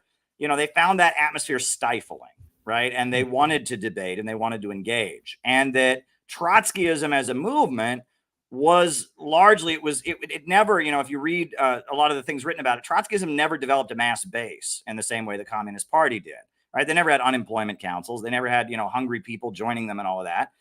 But there were a lot of intellectuals who went there because they found the Communist Party to be a little bit intellectually flat because they were focused on getting the job done. And then we know that, Hearst, the fascist, who wanted to overthrow Roosevelt, started boosting and promoting Trotsky and his work because he saw it as a form of Marxism that could weaken the main vehicle of Marxism, which was the Communist Party. And I'm all for people thinking. I'm all for people doing that. But I will say that we do live in a society where the mantra is think for yourself. And I've said this many, many times, but, they've done studies that most Americans can't find even their own country on a map. They can't find the countries we're bombing on a map. We think for ourselves. But I go to Russia, I go to the World Youth Festival, and I meet young people that are wearing uniforms, that are part of the Ho Chi Minh Communist Youth Union or the Kim Il-sung Youth of North Korea and all of that. And I'm supposed to think, oh, these are all a bunch of brainwashed young people. They don't have any freedom. They don't think every one of them can find their own country on a map. Every one of them, has an understanding of ideology and politics, and that think for yourself. How many times I've been out leafleting and I try to give someone a leaflet. I can't read that. I think for myself. Right? How many times I've heard that? Oh, I can't read about communism. I can't learn about communism because I think for myself. Yeah, think for yourself is, I follow the party line and I want everyone to perceive me as a great thinker. So therefore I cannot join a movement because then people might think I'm in a cult or I'm stupid or something like that. And we've gone way too far in the other direction. Right. And it's kind of like when Susan Sontag is saying that, that these photos are fascist and equating them with Eastern Europe. There is this anti-populism, anti-movementism, deconstructionism. This is a big part of critical theory and postmodernism. It's like the idea, that they find Marxism useful because Marxism deconstructs many aspects of our society. Great example that I always use, right? When I was a kid, there was a bumper sticker I used to always see, and it would say marriage equals one man plus one woman, and then it'd have a Bible verse. And I'd be like, oh, really? Well, how many wives did Abraham have? How many wives did Moses have? Yeah, the family has changed. And Marxism says, well, there's not this eternal sacred way the family is. It changes. So it deconstructs like the sacred traditional family, right? Marxism deconstructs the notion that the West is the best. It talks about colonialism. So Marxism is useful because it deconstructs, but that's all they want from Marxism because they want to tear apart everything. They don't want to build a mass movement. They don't want to bring people together to take control of society and seize the means of production. They just want to take apart everything because, ideas themselves, I think postmodernism is the notion that any grand narrative of humanity is fascist or is oppressive, right? And that's, postmodernism comes out of all of this, and it is deconstruction, right? And so I can kind of understand where some of this came from, but it was largely looking at the communist movement that existed, which was very strong and very powerful in the Stalin years, and saying, how can we take it apart? And they found, oh, let's promote a movement that's much more intellectualizing and thinking because the communists had a weakness in that area. Let's, and it's about deconstruction, right? And that we live in this era where we're taught to believe that everything's a cult, everything's a scam, there is no truth, there is no God, there is no right, there is no wrong, and it's very dangerous. And young people are dying and using opioids, and our society is coming apart because human beings need ideology. Ideology is one of the most basic things. Human civilizations, for all of human civilizations, they've invented ideology. They've given people a reason to exist, a purpose, a goal, a project that they're working on, and we don't have that anymore, right? As a society, we've entered this think for yourself place, and it's not so good. So that's where I'm at. Can I just say one thing? I want to point out that I've spent a number of years now talking about critical theory and publishing critical theory in opposition to what's happened to critical theory, which is that it's been conflated with postmodernism, Heideggerianism, a variety of anti-Marxist philosophies and ideas. Critical theory at the time was a way of saying Marxism without having to say Marxism in a time of the Red Scare and so forth. So critical theory is not Derrida, it's not Foucault, it's not Heidegger, it's not Susan Sontag, it's not Gloria Steinem, it's not Judith Butler. Critical theory is Marxism. It might be Trotskyist, but it's certainly not any of these other things, which are... You are talking about individual trees, and Peter and I are talking about the forest. Okay, the forest is bad. This Western Marxism thing that was boosted by American intelligence is bad. There are a variety of different trees in it that look differently, and I can't, if I speak with a broad brush, I'm going to mischaracterize a couple of the trees. But the forest itself is bad and has been propped up to prevent the emergence of a real working class movement. But when I go around the world, there is a global communist movement that has nothing to do with international. I mean, there's an argument by CRT that it came out of Marxism too. I mean, critical race theory. No, but literally, like, these people were part of the Second International. These people were, and the Second International, some of them, deteriorated. That's social imperialism. The Third International was formed for a reason, right? Kautsky sold out and supported World War I. These people, their Marxism was about making imperialism more effective. They came out of the, at the time, actually, when they were writing, they were coming out of the Soviet Union. You had people like Karl Korsch and oh my God, I'm flustered now. I should know the second name right off the top of my head. But the big founders of Western Marxism were not, CIA funded people. They were. No, and Gramsci died in Mussolini's prison, but Pete Buttigieg's dad was paid and got all kinds of foundation money to translate his writings and have big conferences about it in Europe because they found it useful. Here's the dichotomy I want to give. There is a lot of talk here about intent, and intent isn't really the issue at hand. What any individual's intent was, it's not. The effect is not contingent on that. The effect is contingent on context and culture that's been created. And again, I want to say that what I read of Adorno, that's more or less like the culture industry, things like that is what he was criticizing. That doesn't mean necessarily that he criticized it in a way that I think was entirely productive. But I also think that he is ultimately arguing a lot of the same things that I'm arguing that make him ineffective. He is sort of in an area that can be used to obfuscate a lot of very basic ideas.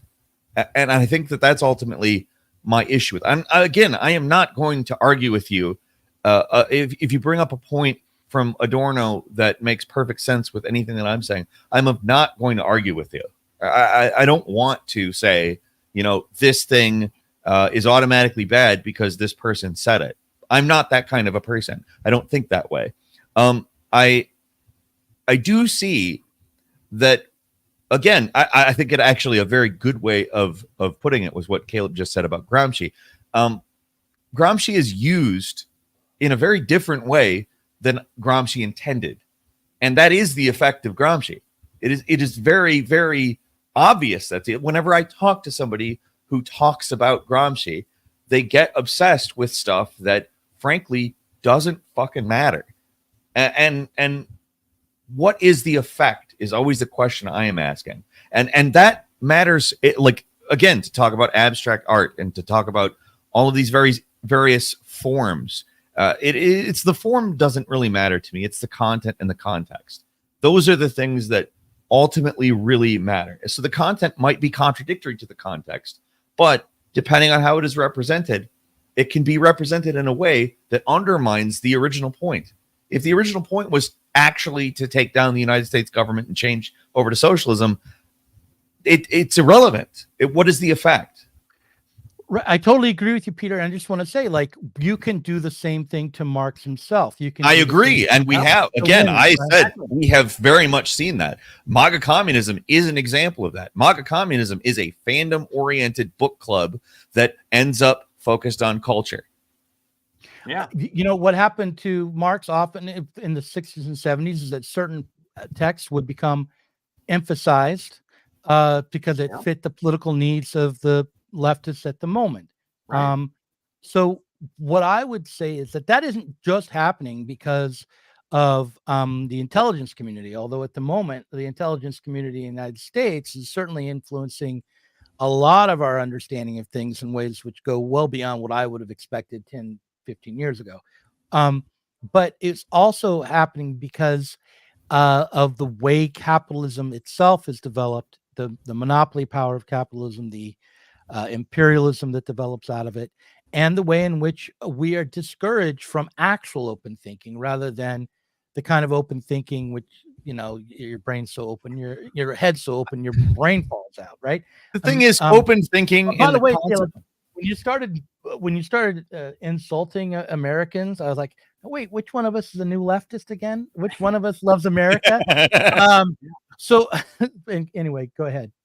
Well, let me say this, right? What Marx actually wrote about economics is more relevant now than ever before. I read in the New York Times, Andrew Yang talking about self-driving cars and how there's it's a curse hanging over the U.S. economy, right? And I mean, people being homeless because there's too many houses, people being hungry because there's too much food, self-driving cars, a great technological innovation leading to riots in the streets and mass hunger. And like everything that Marx wrote is really, really important.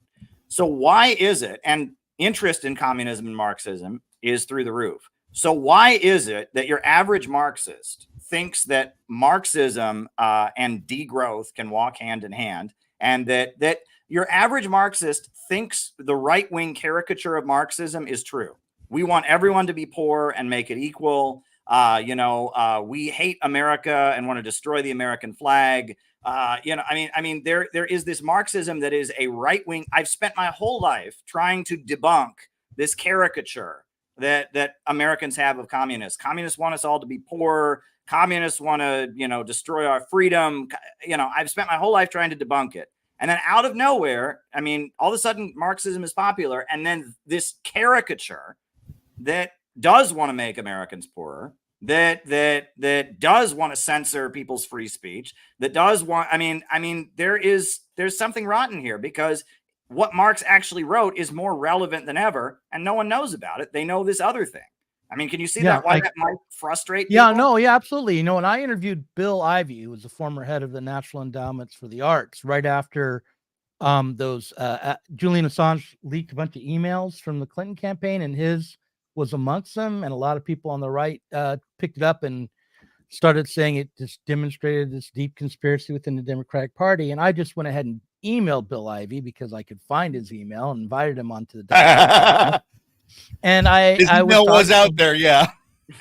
And he came on, and he's a friend of John Podesta's, and he came on, and along the way, I was talking to him in a friendly way and trying to figure out exactly what he meant in this email where he said we can't fool him anymore.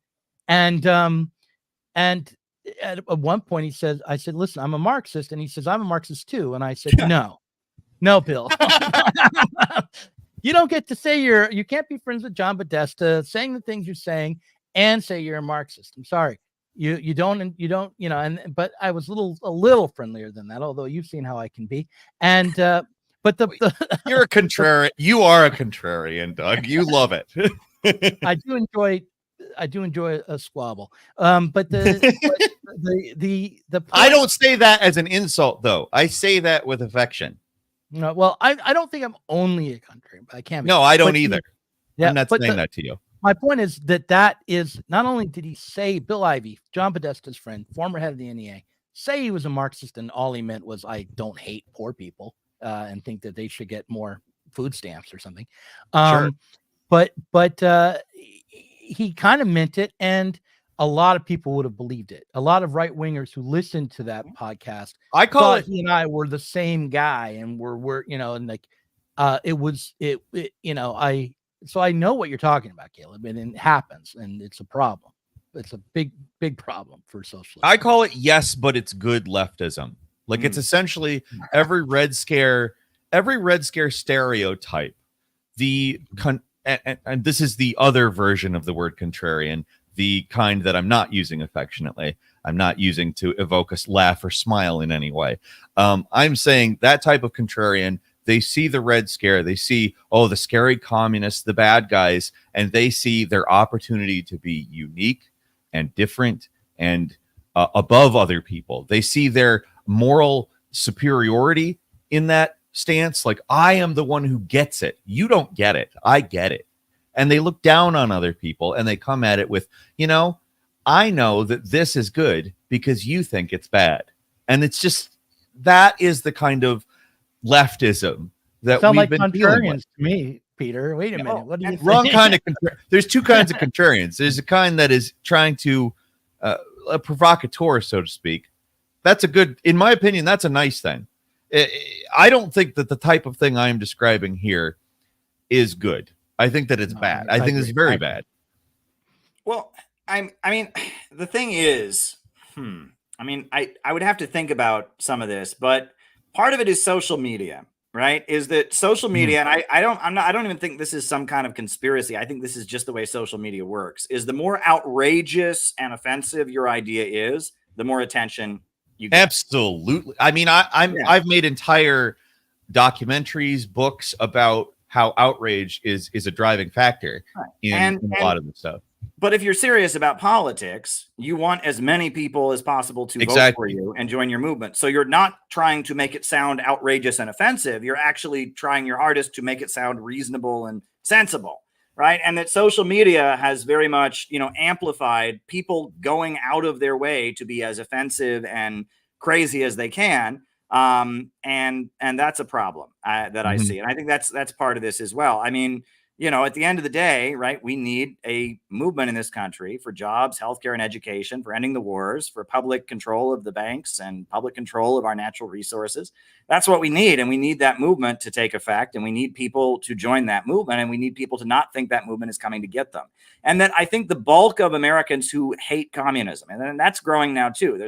While there's a lot of interest in communism among liberals, they don't know what it is. They all have a different interpretation and whatever. There's also this growing among the Maga crowd. Most of the Maga crowd are being told everything they don't like is communism, right? Everything they don't like is communism. It's coming. And there's a particular faction that's telling them it's all coming from China, right? It's all coming from China, and it's all a big conspiracy from China. And whatever you don't like, Joe Biden, vaccine mandates, censorship, whatever, it's all coming from China, and it's all coming from Joe Biden, and it's coming down on you. And there's this mob of angry, hostile, crazy-looking, face-covered teenagers who are going to come to your town and wreck it and impose it on you, right? And that is the worst possible image communism could ever have. I just if we want to talk about a failed image, and pushing back against that image, and that is, if you go, I have spent a lot of time in actual communist countries, meeting with big communist parties. They're not building a movement of intellectual nonconformists and free thinkers. They're building a movement of people who love their country and love their community and think that socialism is a way to make it better, and have joined a movement and given the whole of their lives to a struggle to try and make life better in their country. It's just a completely different, entity. To play devil's advocate to that just a little bit, though, the thing that I think Doug has attempted to say here is that we exist in a context where we need to be able to critique ideology better, because a lot of people are coming from a position where ideology is it's much more of a problem than it is in those countries.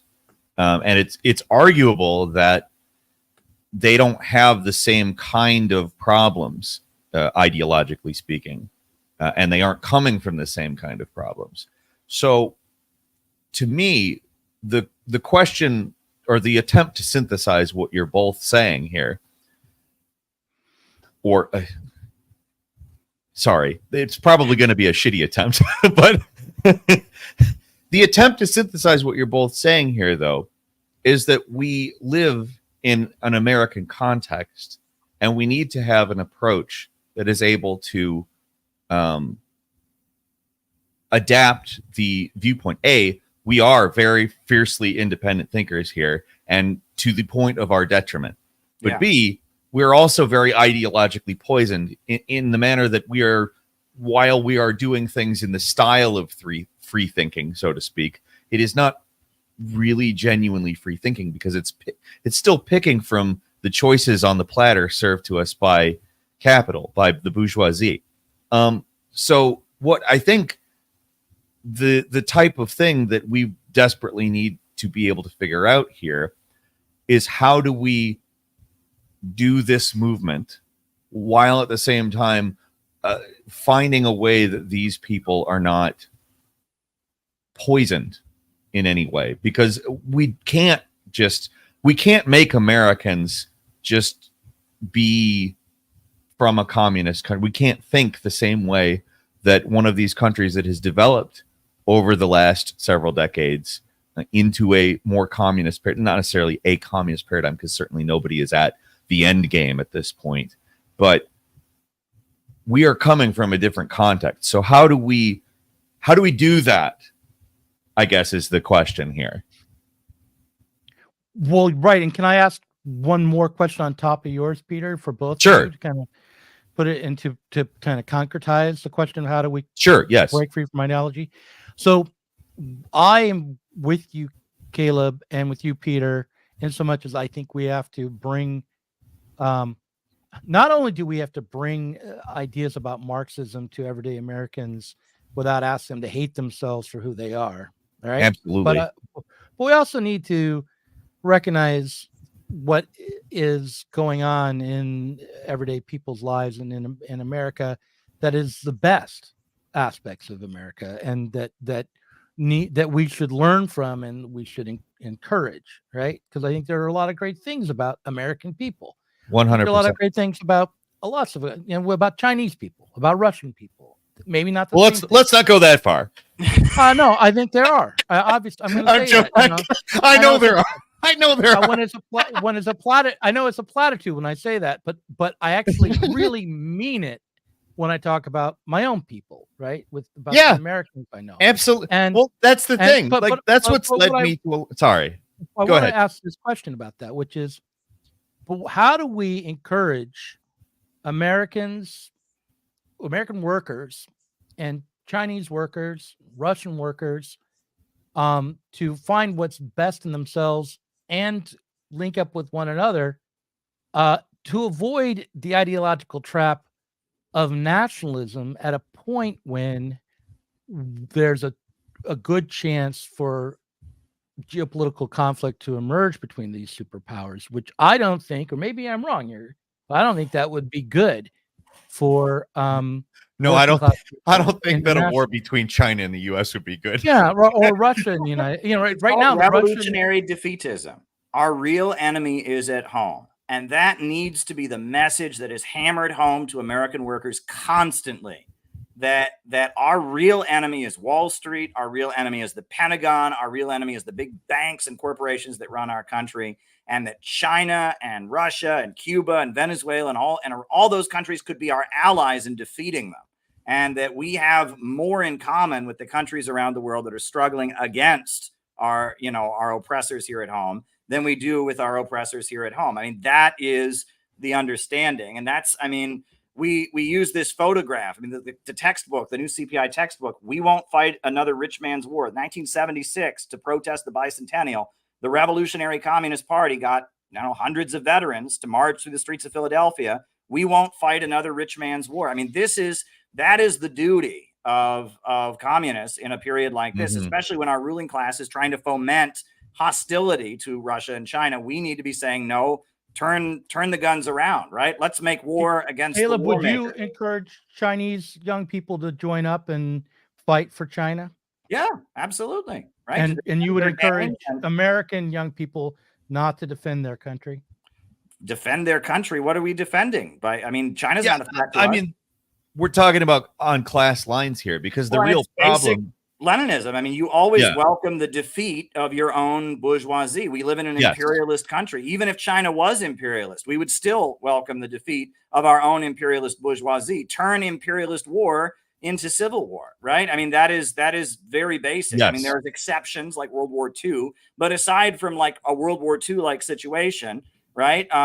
We want American imperialism to be defeated. Marx, one of his most beautiful pieces that I quote, was he talked about how when the Irish were fighting for their national liberation, it was the duty of the communists in Britain to do everything they could to, support the defeat of Britain at the hands of the Irish people. Right. And that to get the British workers to see the victory of Ireland as not just a matter of abstract justice, but rather as a step toward their own liberation.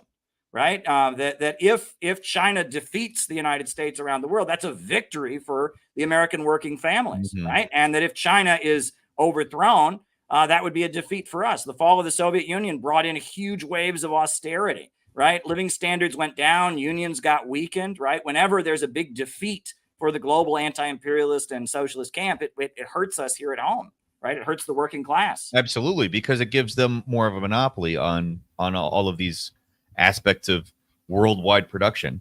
And I even want to mess with your phrases there, Doug, because I don't want anyone to confuse me. You said, would I ask Americans to fight for their country? I would ask Americans to fight for their country by standing with China and fighting against the American government that is loyal to an international financial system that is grinding this country into poverty. To really love America would mean you'd never go overseas to die for Wall Street. I would view that, sending Americans to go and kill Chinese people as the most unpatriotic, un-American thing imaginable.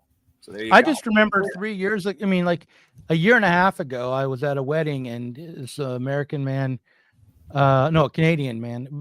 marrying a Chinese woman. And they were, the family in China was on the Zoom, I think, or Skype or something at the wedding. And the idea, even in that moment, there was this feeling all this goodwill between these nations could fall here pretty soon. It just seems to me that rather than a war between nations, and to avoid war between the United States and China, to avoid war, to find peaceful negotiations between Russia and NATO and the United States, and to settle the conflict would be better than a world war, which would be meant to, be the triumph for China, but which could very easily create horrific conditions around the world, and and which we must do all we can to stop World War III. World War III is undesirable. I mean, if it were to break out, I know that one side must win and one side must lose, and that's might be a statement that gets me in a prison camp someday or something. But but I don't want that war to come. I think the interest of humanity lies in doing everything they can to prevent that war from ever coming. Because that war would result in death on a scale we can't even imagine. So, I think it is in the interest of America and in the interest of China to do everything they can to de-escalate tensions. Let's be clear on that too. Okay. Listen, we've been talking for 2.5 hours. I'm old. I'm getting tired. I'm getting hungry. It's weird. Yeah. I'm usually not hungry at this time. Would you, Caleb and Peter, and if I brought in maybe, because I was talking to the Alpha Bunga Bunga guys and to Derek Varn, would you guys be It's the willing podcast, to Caleb. Bunga Bunga guys? It's a podcast, Caleb. Okay. Right. Like, what? I'm several years older than Caleb, but Caleb is definitely a boomer. You have to understand this, Doug. Okay. Alpha Bunga Bunga. All right. Would you guys be willing to come back and we can talk about revolutionary defeatism for like a whole episode? Or something? Absolutely. No, Yeah. no. All right. I enjoyed this personally because like That this was- simple shit here. All right. All right. So let's do that. And but I'm gonna go out the way I came in with Sandra. Oh, say, can you see?